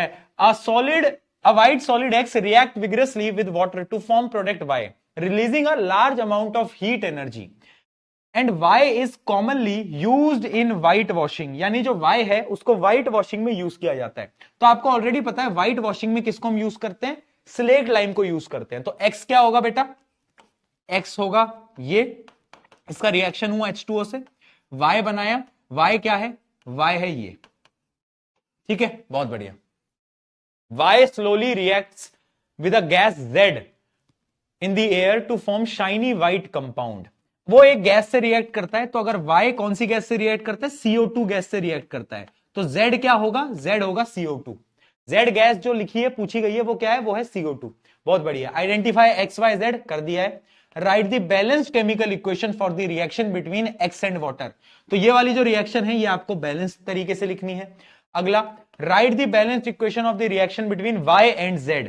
Y एंड Z यानी ये वाली जो रिएक्शन है ना, ये Y है और ये Z है। इसमें जो कैल्शियम कार्बोनेट बनता है और साथ साथ में पानी बनता है, तो इसको आपको बस बैलेंस और करना है। वैसे शायद ये बैलेंस होगा ऑलरेडी मेरे हिसाब से, 2 2 4 4 5, हाँ बराबर है, बैलेंस्ड है ऑलरेडी। ठीक है, name the type of reaction occurring when x change to y। जब x y में बदलता है तो कॉम्बिनेशन रिएक्शन के साथ साथ एक्सोथर्मिक रिएक्शन होती है। Why does the temperature rise when x react with water? जब x react करता है पानी के साथ, तो because it is an exothermic reaction, heat is released, तो टेम्परेचर बढ़ जाता है। ठीक है यार, एक तो ये माइक परेशान करती है। चलो आगे बढ़ते हैं, अगला सवाल। When magnesium ribbon is burned in air, an ash of white color is produced। आपको पता है मैग्नीशियम रिबन को जब जलाते हैं व्हाइट कलर की ऐश क्या होती है। ऐश से तुम्हें याद आया, वो एक पोकीमोन आता था उसमें ऐश होता था, जिसका वो पिकाचू, पिकाचू देखा है, ऐश नहीं देखा, अरे यार तुमने पुराने शोज नहीं देखे, कोई नहीं। तो मैग्नीशियम रिबन जो है उसको जलाते हैं तो एक व्हाइट कलर का पाउडर बनता है, जिसको हम क्या बोलते हैं, जिसको हम बोलते हैं मैग्नीशियम ऑक्साइड, मैग्नीशियम ऑक्साइड। ठीक है, उसकी केमिकल रिएक्शन लिखनी है, state the type of chemical reaction, combination reaction है वो, it is a type of combination reaction. चलो अब बढ़ते हैं बेटा डीकंपोजिशन रिएक्शन की तरफ। अगला टाइप की रिएक्शन है डीकंपोजिशन रिएक्शन। राइट राइट, देखा है, वाह यार तुमने पोकेमोन देखा है, पढ़ाई ना हो रही तुमसे, पोकेमोन दिखवा लो दोनों तरफ से बेटा आ जाओ। तो डीकंपोजिशन रिएक्शन था। अब ये क्या होता है, डीकंपोजिशन रिएक्शन का मतलब होता है टूटना, जैसे कि तुम्हारा दिल भी टूटा है, वैसे ही डीकंपोजिशन रिएक्शन का मतलब भी होता है टूटना। ठीक है, यहां पर एक कंपाउंड होगा, एक रिएक्टेंट होगा, और वो रिएक्टेंट दो या दो से ज्यादा प्रोडक्ट्स के अंदर टूट जाएगा, बिखर जाएगा एकदम। ठीक, तो यानी डीकंपोजिशन रिएक्शन क्या है, a chemical reaction in which a single compound breaks into two or more products. बहुत बेसिक डेफिनेशन है। देखो डेफिनेशन आजकल नहीं पूछी जाती, हाँ डीकंपोजिशन की कभी कभार पूछ ली जाती है, व्हाट इज डीकंपोजिशन रिएक्शन, वो तुम लिख दोगे, लेकिन एग्जाम्पल पे क्वेश्चन आते हैं, तो इसके जो एग्जाम्पल है ना वो बहुत इंपॉर्टेंट है। अरे ये क्या फोटो बना दी भाई, है चिंटू लाल, मिंटू लाल नहीं, ये दिगराज सर, ये दिशा भाभी, दिशा भाभी नाराज हो गई है, दिशा भाभी जा रही, देखो नाराज हो गई है, दिशा भाभी जा रही है वापिस, नाराज हो गई है दिगराज सर, दिगराज सर नाराज कर दिया है दोस्तों, देखो नाराज कर दिया है एकदम, क्या करे, कोई बात नहीं, चलो बहुत बढ़िया। तो अब देखो डीकंपोजिशन रिएक्शन भी तीन टाइप की होती है, एक होती है थर्मोलाइसिस, एक होती है इलेक्ट्रोलाइसिस, एक होती है फोटोलाइसिस। समझाता हूं। थर्मो यानी वो रिएक्शन जिसके अंदर हीट की वजह से यानी गर्म करने की वजह से एक रिएक्टेंट प्रोडक्ट्स के अंदर ब्रेक हो जाएगा। इलेक्ट्रोलाइसिस में क्या होगा, इलेक्ट्रिसिटी की वजह से प्रोडक्ट मतलब रिएक्टेंट ब्रेक कर जाएगा। और फोटोलाइसिस के अंदर सनलाइट की वजह से यानी लाइट एनर्जी की वजह से वो ब्रेक हो जाएगा। ठीक है, तो सबसे पहले हम पढ़ते हैं thermolysis. A compound breaks into simpler substance when heated, उसको हम बोलते हैं थर्मोलाइसिस। क्या बोलते हैं बेटा, थर्मोलाइसिस। अब इसका एग्जांपल पता है क्या है, अगर तुम्हें भी याद हो, अभी मैंने वो कैल्शियम कार्बोनेट, याद आया, कैल्शियम कार्बोनेट, हाँ याद आ गया, हाँ कैल्शियम कार्बोनेट बनाया था, है ना। अब उस कैल्शियम कार्बोनेट को अगर मैं हीट करूं, देखो ये सिंबल होता है बेटा हीट का, ये ट्राइंगल है बट ये सिंबल होता है हीट का, तो टूट जाएगा। किसमें टूट जाएगा? दो चीजों में टूटेगा, एक तो क्विक लाइम में और कार्बन डाइऑक्साइड। ये क्या बात समझ में आई? क्या बात समझ में आई? बहुत बढ़िया। यानी इसके अंदर क्या हुआ, हीट की वजह से कैल्शियम कार्बोनेट टूट गया क्विक लाइम और CO2 के अंदर। ये रिएक्शन भी बेटा बहुत इंपॉर्टेंट है, ठीक है, बहुत बढ़िया। अच्छा, ये जो क्विक लाइम होता है ना, इसका पता काम क्या होता है? Quick lime is used in manufacturing of cement, used in manufacturing in cement. क्यों मैंने आपको ये पॉइंट क्यों बताया? क्योंकि कभी कभार क्वेश्चन आ जाता है कि क्विक लाइम जो है उसके यूजेस क्या होते हैं, तो आपको एक यूज पता होना चाहिए कि सीमेंट बनाने की जो सीमेंट की इंडस्ट्री है उसमें क्विक लाइम लगता है, चूना ही तो है, ठीक है। ओए क्लिप व्लिप मत काटा करो फालतू की प्लीज। दोस्तों दोस्तों दोस्तों, पता है मैं आपसे निवेदन कर रहा हूं कि अच्छी अच्छी क्लिप होती है ना वो काट दिया करो, ठीक है। अगर ऐसे कोई मेरी नाचते हुए की है ना, या फिर कुछ ऐसे ऐसे करते हुए की, ये सब नहीं करना होता। अगर मैं अपनी बहन के बारे में कुछ कह रहा हूं, मत काटना, उसके पास पहुंच जाती है रील, फिर वो मेरा यहाँ जीना हराम कर दे। समझो यार थोड़ा, है ना, तुम यार समझो ना यार, एक भाई का दुख भी तो समझने की बात होती है ना। अच्छी वाली कोई दिक्कत नहीं है मेरे को, बट जो समझो ना यार, दिक्कतें हो जाती हैं। घर परिवार वाला आदमी हूं मैं, तुम थोड़ा सोचो यार भाई, दिक्कतें हो जाती है, ठीक है। तो समझ लो ना, अंडरस्टैंडिंग बैच में अंडरस्टैंडिंग रखेंगे बेटा अपन पूरी ना अपने बीच की। देख तू परेशान करेगा तो मैं भी तेरे को परेशान करूंगा फिर, ठीक है। हाँ चल आया, अगली रिएक्शन देखते हैं अब। होमोलाइसिस के ही देखो, पास आ जाओ। डीकंपोजिशन रिएक्शन में से एक सवाल आने की चांसेस बहुत ज्यादा है। डीकंपोजिशन में भी थर्मोलाइसिस जो पोर्शन है, जिसके अंदर कुछ 3-4 एक्टिविटीज हैं, उन 3 एक्टिविटीज में से ही सवाल आपके पेपर के अंदर दिखने के चांसेस बहुत ज्यादा हैं, अराउंड 100%। ठीक है, तो अब ध्यान से समझना। पहली रिएक्शन में बता चुका हूं, दूसरी रिएक्शन और तीसरी रिएक्शन में बताने वाला हूं, ठीक है। आ जाओ आ जाओ आ जाओ, है ना। अब ये बातें अंदर रहेंगी, बाहर नहीं जाएंगी। दूसरी रिएक्शन क्या है? Decomposition of the ferrous sulphate. Decomposition of the ferrous sulphate. अब देखो फेरस सल्फेट के क्रिस्टल होते हैं, मैं आपको बताता हूं कहानी की मदद से। एक था गुंडा फेरस सल्फेट, एक था गुंडा फेरस सल्फेट, और उसको लड़ाई करनी थी पीके भैया के साथ। पीके भैया से लड़ाई करने चला था, पीके भैया के साथ लड़ाई करने चला था, तो उसने क्या सोचा कि मैं अपने साथ 7 गुंडों को लेके आता हूं, यानी 7 पानी के मॉलिक्यूल्स को अपने साथ जोड़ के लेके आया था। सोच रहा था कि मुझसे लड़ लेगा। तो पहले इनका जो रंग था वो ग्रीन था। कैसा था बेटा? रंग ग्रीन था। कौन था? फेरस सल्फेट, FeSO4 का क्रिस्टल मुझसे लड़ने आ रहा था। कलर क्या था? ग्रीन था, पानी को साथ लेके आ रहा था। अब जैसे ही उन्हें पता चला कि लड़ाई होने वाली है पीके भैया से, तो जो 7 गुंडे थे अपने स्टूडेंट थे, और अपना प्लस हो गया बेटा। तो अब ये 7 गुंडे इससे दूर हो गए, यानी जैसे ही मैंने हल्का सा हीट करा, ये सातों के सातों गुंडे भाग गए और FeSO4 गुंडा बचा अकेला। और जब इंसान अकेला पड़ जाता है तो उसका रंग कैसा हो जाता है? चेहरे का रंग उड़ जाता है, यानी वो व्हाइट हो गया बेचारा। अरे रंग उड़ गया ना उसके चेहरे का यार, लड़ने आ रहा था अपन से, है। इनको क्या पता था, है ना, सिस्टम। इनको पता। तो अब गए सारे 7 के 7 गुंडे, अकेला रह गया। अब मुझसे लड़ने आया था, तो मैंने कहा अब तो तेरे को छोड़ूंगा नहीं भाई, मैं अब नहीं छोड़ूंगा, अब तुझे और गर्म करूंगा मैं। तो मैंने क्या करा, मैंने इस FeSO4 को और गर्म करा। अभी तक इसका कलर क्या था? व्हाइट हो गया था ना, रंग उड़ गया था। और जब मार पिटाई होती है तो चेहरे का रंग कैसा हो जाता है बेटा? लाल हो जाता है, रेडिश हो जाता है, रेडिश ब्राउन हो जाता है ना। तो अब इसके साथ इसको गर्म किया मैंने, बहुत गर्म करा बेटा। तो ये टूटा और इसने टूट के बनाया Fe2O3 ferric oxide, plus plus एक गैस बनाई SO2, और एक और गैस बनाई SO3। SO2 प्लस SO3, ये होता है सल्फर डाइऑक्साइड, ये होता है सल्फर ट्राइऑक्साइड, ये होता है फेरिक ऑक्साइड। इसका कलर होता है अराउंड रेडिश ब्राउन, या रेडिश ब्राउन, ब्राउन भी बोल सकते हो, है ना, रेडिश ब्राउन। मार मार के इसका कलर हो गया रेडिश ब्राउन। समझ ना बेटा? इससे क्या सीखने को मिला?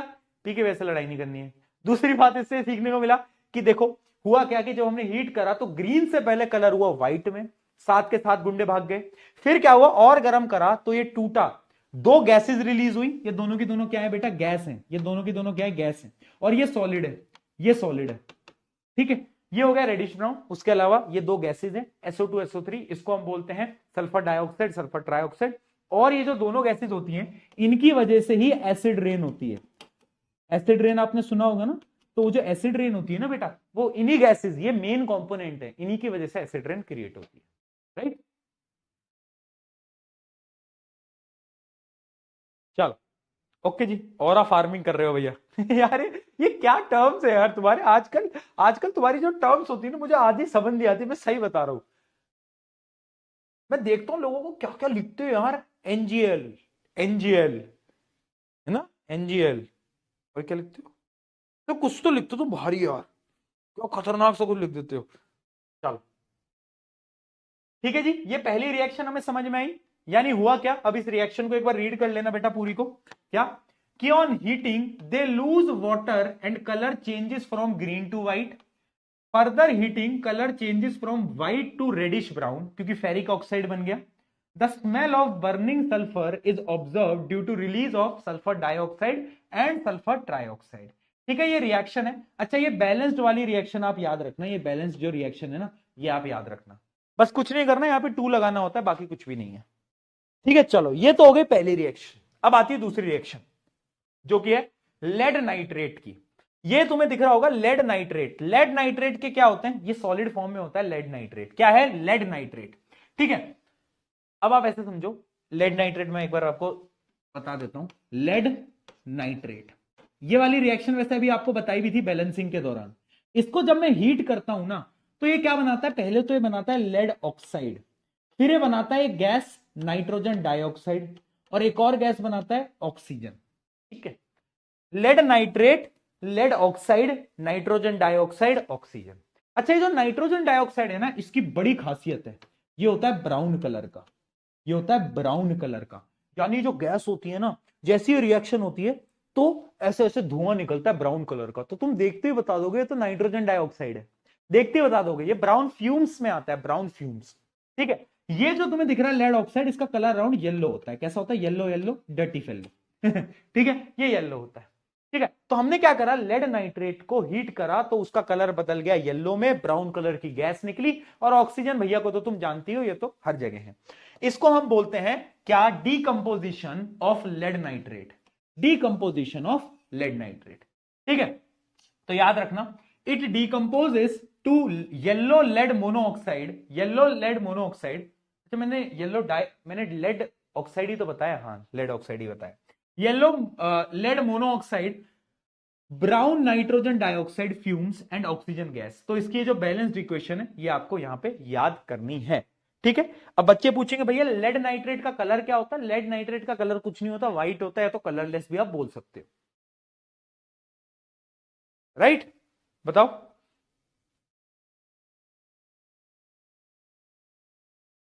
बोलो।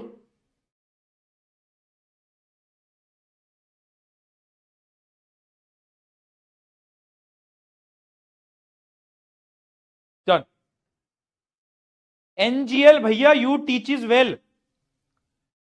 वाह बेटा, बिल्कुल ही जैन जी बन रहे हो, Jain ji, oh my God. चलो, तो ये दो प्रकार की जो रिएक्शन थी ना, एक ये है, याद रखना ये है ना, कलर याद रखना। दूसरी ये थी, ये भी इंपॉर्टेंट है, ये भी आपको याद रखना पड़ेगा। अब यहां से सवाल कैसे आते हैं वो मैं आपको सवाल बता देता हूं, जरा एक बार एपीएल खेल ली जाए, एपीएल खेल ली जाए। बताना, the emission of the brown fume, बताओ। मैं क्यों पढ़ूं क्वेश्चन, क्वेश्चन तुम पढ़ोगे, मैं तो ऑप्शंस दूंगा और पोल दूंगा। छुट्टी कर दो, क्यों भाई।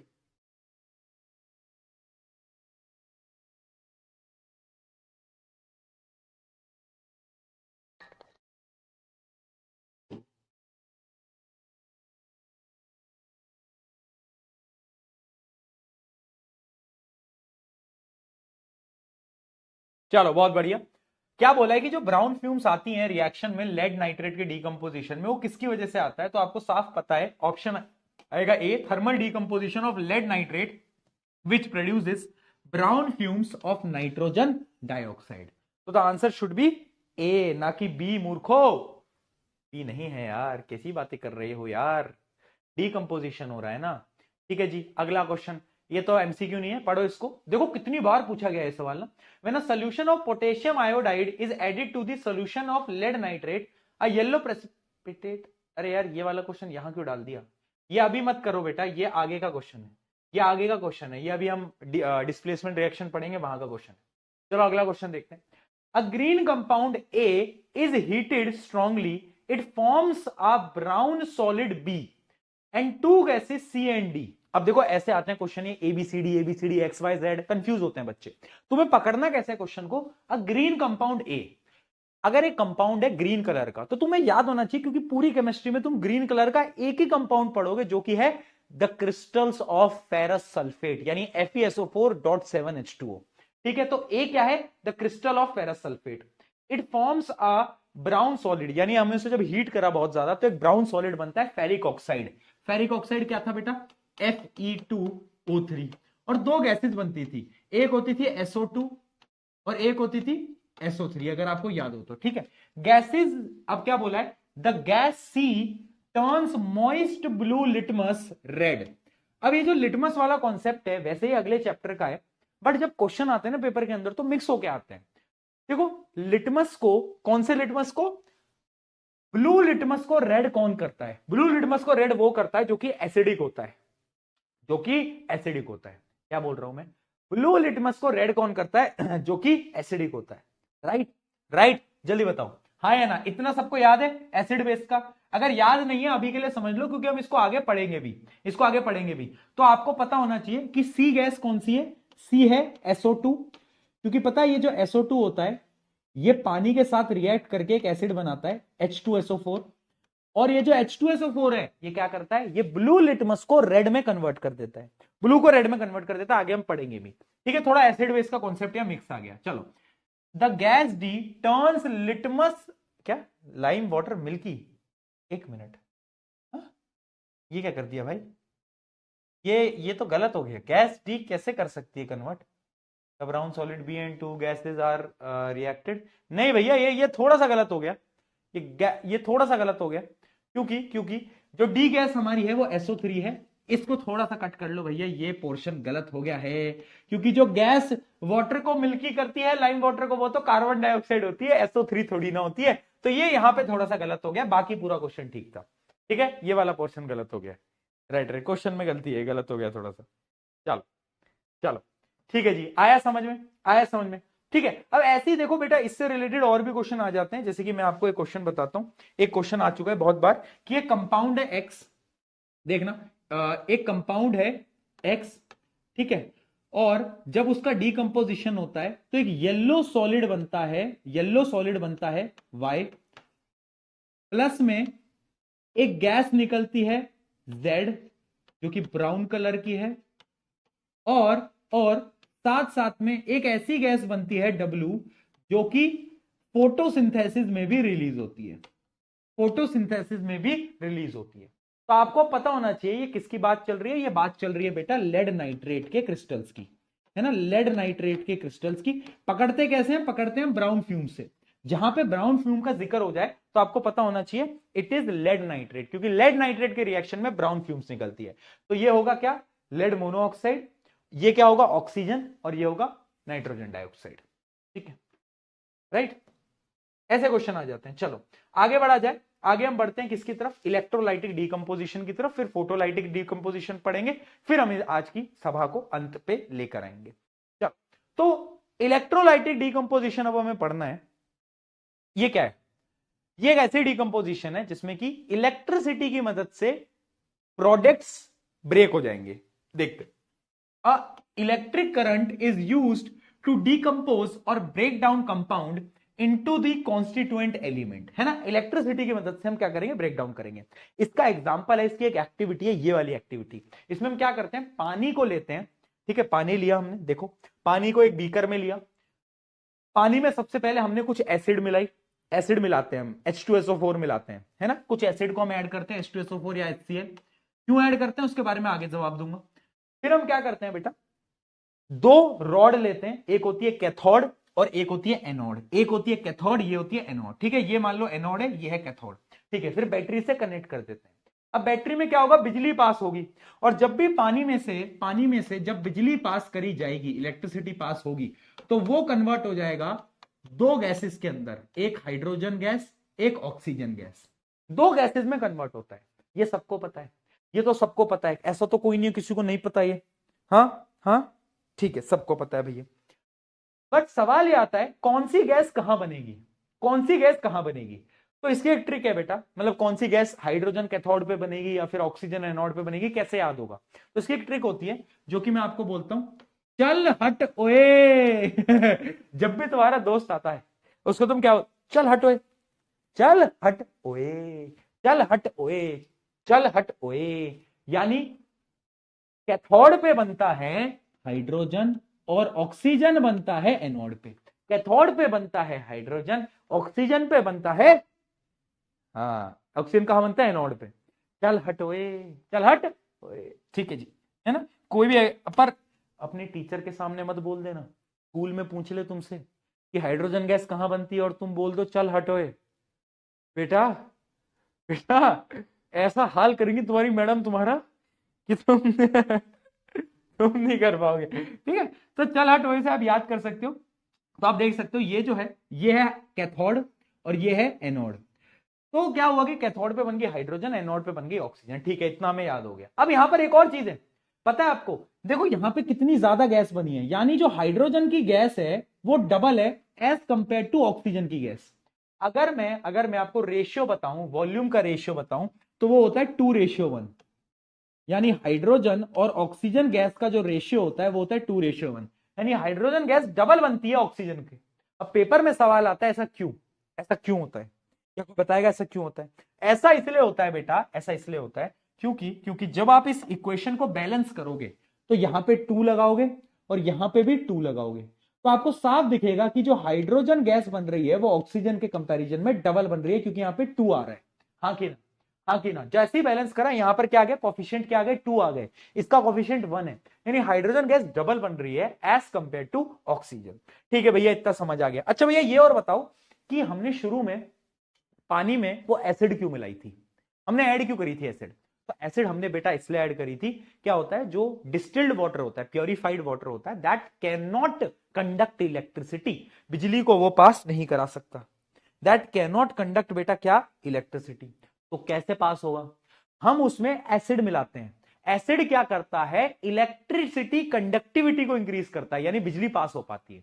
तो उस इलेक्ट्रिक कंडक्टिविटी को इंक्रीज करने के लिए हम एसिड को ऐड करते हैं इन वाटर, ताकि बिजली इसमें से पास कर पाए। राइट राइट, चलो जी बहुत बढ़िया। आई होप ये आपको समझ आ गया होगा, आप पढ़ सकते हो आप कि the volume of gas at cathode, cathode पे क्या बनता है हाइड्रोजन, एनोड पे क्या बनता है बोलो ऑक्सीजन। ठीक है, उसके अलावा रेशियो, इसका आपको रेशियो याद होना चाहिए, रेशियो क्या होता है 2:1। ये है द रेशियो ऑफ वॉल्यूम, किसका, वॉल्यूम का। देखो वॉल्यूम, हाइड्रोजन की वॉल्यूम डबल है ऑक्सीजन के कंपैरिजन में। पता है पिछले साल नहीं 2025 में ही क्वेश्चन आया था, the ratio of mass, the ratio of mass. अब इसका आंसर क्या होगा, तुम्हें क्या लगता है बताओ। वॉल्यूम का रेशियो तो 2:1 है हाइड्रोजन गैस और ऑक्सीजन गैस का, लेकिन तुम्हें क्या लगता है, तुम्हें क्या लगता है कि क्या रेशियो होगा मास का। तो तुम्हें कुछ नहीं करना था, यहां पर तुम्हें पता है हाइड्रोजन का मास होगा 2, क्योंकि यहां पे 2 हाइड्रोजन है, और ऑक्सीजन का मास होता है 2, ऑक्सीजन का मास होता है 32, यानी 32। तो इसको तुम डिवाइड करोगे, इसको तुम डिवाइड करोगे तो ये आएगा 1:16। लेकिन तुम्हें एक चीज याद रखनी है कि यहां पर हाइड्रोजन तो जो थे वो डबल हाइड्रोजन बने थे, 2 हाइड्रोजन बने थे अगर तुम्हें याद हो तो, है ना, 2 था। तो इसको 2 से और मल्टीप्लाई करो, तो इसको और डिवाइड करोगे तो ये आएगा 1:8। तो ये रेशियो याद करके जाना, बाय मास रेशियो होता है 1:8, बाय वॉल्यूम रेशियो होता है 2:1। समझे, वॉल्यूम 2:1 है, अगर मैं मास का कैलकुलेशन करूंगा तो 1:8 होता है। इतना याद रहना चाहिए, 2025 के सीबीएसई के अंदर ये पूछा गया था। इस साल आने की चांसेस कम है, क्योंकि जो क्वेश्चन एक साल पे आता है वो नेक्स्ट ईयर पे नहीं रिपीट होता, वो अल्टरनेटिव ईयर्स पे रिपीट। अब सारी चीजें बता दूं क्या तुमको आगे आगे बढ़ते हैं। ठीक है, तो ये 1-2 क्वेश्चन है। Why do we use acid drops in water, pure water is poor conductor, तो अगर हमें कंडक्टिविटी को बढ़ाना है तो हमें एसिड को डालना पड़ेगा। ठीक है जी, बहुत बढ़िया। अच्छा, इसके अंदर ना क्या रिलीज हुई, कौन सी गैस रिलीज हुई, हाइड्रोजन रिलीज हुई। क्या हाइड्रोजन गैस का भी कोई साउंड है, मतलब कोई टेस्ट है? हाइड्रोजन गैस को क्या हम टेस्ट कर सकते हैं? तो मैंने बोला हाँ, जैसे कार्बन डाइऑक्साइड का एक टेस्ट था लाइम वाटर टेस्ट, वैसे ही इसका एक टेस्ट होता है जो कि है pop sound test. Pop pop pop pop pop pop pop sound test. यानी अगर आप एक बर्निंग कैंडल को हाइड्रोजन गैस के पास लेके जाओगे, बर्निंग कैंडल को हाइड्रोजन गैस के पास लेके जाओगे, तो हाइड्रोजन गैस जो है वो साउंड क्रिएट करेगा, पॉप पॉप पॉप, यानी फटने लगेगा, साउंड्स क्रिएट करने लगेगा, और उसी को हम बोलते हैं क्या? Pop sound test. क्या बोलते हैं? Pop sound test. ठीक है, क्या होता है? Near hydrogen gas a popping sound is heard and a candle goes out. Hydrogen combustible but not supported for combustion. यानी अगर आप कैंडल को हाइड्रोजन के पास लेके जाओगे ना, तो पॉप साउंड आएगा, और जो कैंडल जल रही थी ना वो बुझ जाएगी, वो बुझ जाएगी हमारी कैंडल। वहां पे क्या होगा? हाँ, कैंडल जो होगा वो वहां पे बुझ जाएगी, बंद हो जाएगी जलना। ठीक है जी, बहुत बढ़िया। और अगर मैं जलती हुई कैंडल को ऑक्सीजन के पास लेके जाऊं तो क्या होगा? ऑक्सीजन के पास लेके जाऊं जलती कैंडल को, तो ऑक्सीजन से तो कैंडल और ब्राइटर जलने लगेगी। क्या होगा? ब्राइटर जलने लगेगी। The candle will burn more brightly. अब ये क्यों मैंने आपको बताया? अब ये भी कोई आपको नहीं बताएगा, बट मैं बताऊंगा कि क्वेश्चन कहां से पूछे जाते हैं। आजकल लॉजिकल सवाल आ रहे हैं। वो क्या पूछते हैं कि एक एक्सपेरिमेंट हुआ जिसमें इलेक्ट्रोलाइटिक डिकम्पोजिशन हुआ, उसमें दो गैसेज आई, है ना? एक गैस एक्स है, एक वाई है। एक गैस एक्स है, एक वाई है। अब ये जो एक्स गैस है ना, एक्स गैस, जब इसके पास में जलती हुई कैंडल लेके गया तो पॉप साउंड क्रिएट हुआ, और जब मैं इसके पास जलती हुई कैंडल लेके गया तो ब्राइटर कैंडल मेरी जलने लग गई। तो आपको बताना है एक्स कौन सा है, वाई कौन सा है। तो इससे तुम्हें समझ आता है कि पॉप साउंड टेस्ट, यानी ये है हाइड्रोजन गैस और ये है ऑक्सीजन गैस। ये कहां पर होगा? कैथोड पे, और ये कहां पे होगा? एनोड पे। ठीक है, ऐसे घुमाकर सवाल आ रहे हैं। तो क्वेश्चंस की हम प्रैक्टिस करते जा रहे हैं, तुम्हें टेंशन नहीं लेनी है। राइट, चलिए जी। आई होप ये समझ आ गया होगा। पोल का रिजल्ट देख लो, क्यूमुलेटिव पोल का रिजल्ट देखेंगे। चलो एक लास्ट पोल का रिजल्ट देख ही लेते हैं। रैंक 1 गौरी, निशा, स्नेहा, राहिल, दक्ष, दिव्यांशु, स्नेह, साई, सार्थुग, श्लोक। बहुत बढ़िया, congratulation to everyone. Electrolysis of water is a decomposition reaction. इसका भी दे दूं क्या? बट इसका मैं क्या दूं, ये तो मैंने अभी आपको बताया। मास रेशियो क्या होगा? मास रेशियो क्या होगा हाइड्रोजन ऑक्सीजन का? ये तो मैं आपको अभी बता चुका हूं, 1:8। तो इसमें क्या बताने का है? अगला question, name the process depicted in a diagram. ये डायग्राम से क्या समझ आ रहा है तुम्हें? इसको थोड़ा जूम कर दूं, समझ आ रहा है? Electrolytic decomposition. ठीक है, right the composition of the gases collected at anode and at cathode. Anode पे गैस होती है ऑक्सीजन, कैथोड पे गैस होती है कौन सी? हाइड्रोजन। ठीक है जी। Write the balanced chemical equation of the reaction, वो आप लिख सकते हो। The reaction does not take place if few drops of dilute sulphuric acid are not added. ऐसा क्यों है? क्योंकि अगर हम डाइल्यूट सल्फ्यूरिक एसिड को ऐड नहीं करेंगे दोस्तों, तो उससे बहुत दिक्कत हो जाएगी। क्या दिक्कत हो जाएगी? इलेक्ट्रिकल कंडक्टिविटी कम हो जाएगी। तो जब पानी में से बिजली ही कंडक्ट नहीं होगी, कैसे काम चलेगा जी?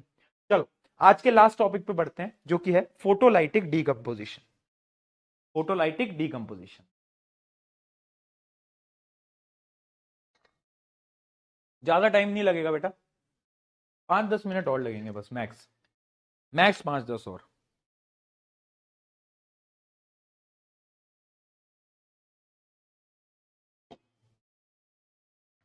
चलो, फोटोलाइटिक डीकंपोजिशन रिएक्शन। अभी हमने पढ़ा थर्मल, हमने पढ़ा इलेक्ट्रोलाइटिक, ये फोटोलाइटिक। यानी सनलाइट की मदद से क्या होगा, जो रिएक्टेंट होगा वो प्रोडक्ट्स के अंदर डिवाइड हो जाएगा। डायरेक्टली आते हैं एग्जाम्पल पे, क्योंकि एग्जाम्पल से ही क्वेश्चन आते हैं, डेफिनेशन तो कोई पूछ नहीं रहा है। तो एग्जाम्पल क्या है? एक है फोटोलाइसिस ऑफ सिल्वर क्लोराइड। एक कंपाउंड होता है सिल्वर क्लोराइड, उसका रंग होता है white, white colour.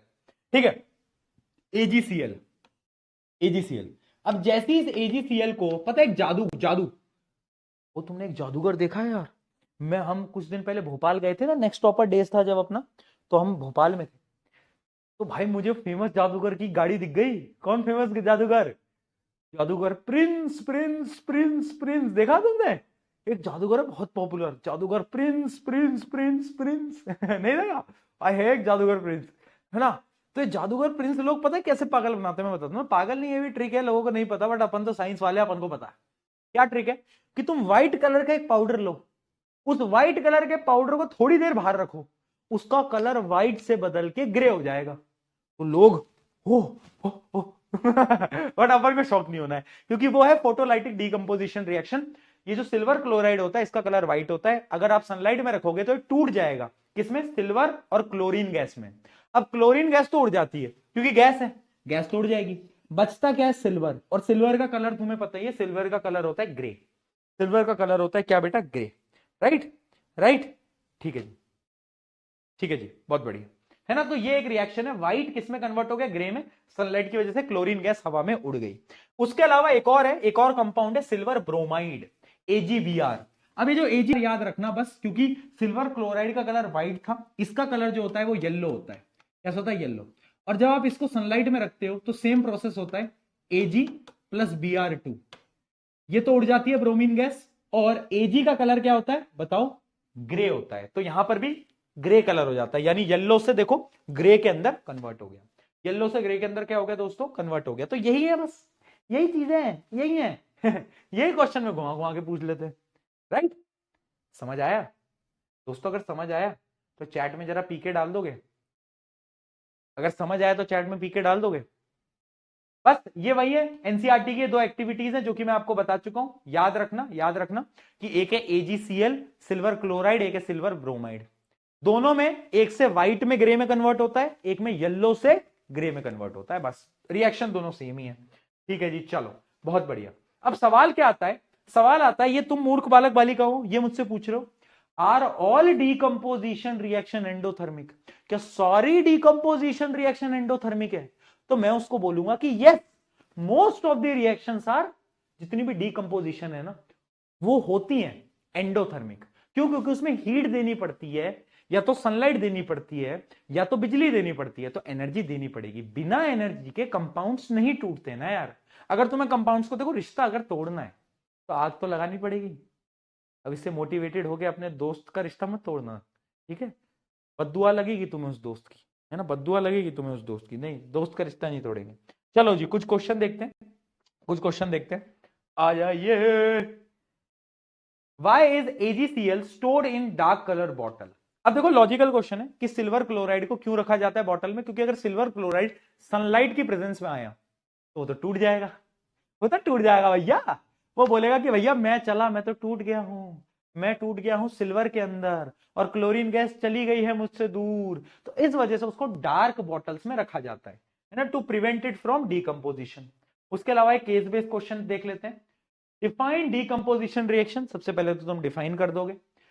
How can we say that electrolysis of water and blackening of silver bromide when exposed to sunlight are decomposition reaction? अच्छा, क्या बोल रहा है कि इलेक्ट्रोलाइसिस ऑफ वाटर और ये जो सिल्वर ब्रोमाइड है ना जिसका कलर ग्रे हो गया, इन दोनों को हम कैसे बोल सकते हैं कि दे आर डीकंपोजिशन रिएक्शन? तो इस आंसर को देने के लिए आपको कुछ नहीं करना था, दोनों की रिएक्शन लिखनी थी, और लिखना था कि in both the reaction one reactant is broken down into क्या? Two products. तो जब भी ऐसे एक रिएक्टेंट दो प्रोडक्ट में टूट जाता है तो हम उसको क्या बोलते हैं? उसको हम बोलते हैं डीकंपोजिशन रिएक्शन। ठीक है जी, बहुत बढ़िया। कैल्शियम ऑक्साइड, ये क्या है? ये कौन सा आ गया? Mention the type of energy involve in each case. ये अगला क्वेश्चन आ गया, mention the type of energy involve in each case. The type of reaction in which calcium oxide is formed, calcium hydroxide is formed are opposite reaction। ये question किसने लिखा है भाई यार? ये बोर्ड का क्वेश्चन है, बट ये इतना गलत तरीके से क्यों लिखा है? मुझे लग रहा है इसमें मिस प्रिंट है। क्वेश्चन में कहना कुछ और चाह रहे हैं, लिख दिया कुछ भी है। क्वेश्चन में क्या कहना चाह रहा है? आपको दो रिएक्शन दिए और आपको ये बताना है कि इन दोनों रिएक्शन में क्या डिफरेंस है। एक रिएक्शन है the formation of quicklime, and दूसरी है the formation of calcium hydroxide. इन दोनों में क्या डिफरेंस है? अगर तुम्हें याद हो, ये कैसे बनता था? ये बनता था इस प्रकार से, याद है? और ये क्या था? Exothermic reaction. अच्छा, ये कैसे बनता था? अगर तुम्हें याद हो, first reaction of decomposition, heat करते थे और ये बन जाता था, साथ साथ में गैस बन जाती थी। यानी ये तो जब बना, ये जब बना तो एक टाइप का एंडोथर्मिक रिएक्शन था, और जब इससे ये बना तो ये एक्सोथर्मिक रिएक्शन था। तो ये डिफरेंस पूछ रहा था, इन दोनों में डिफरेंस क्या है, तो तुम्हें बताना था एक एंडोथर्मिक है एक एक्सोथर्मिक है, बस बस इतना पूछना था। राइट राइट, ठीक है, बहुत बढ़िया दोस्तों।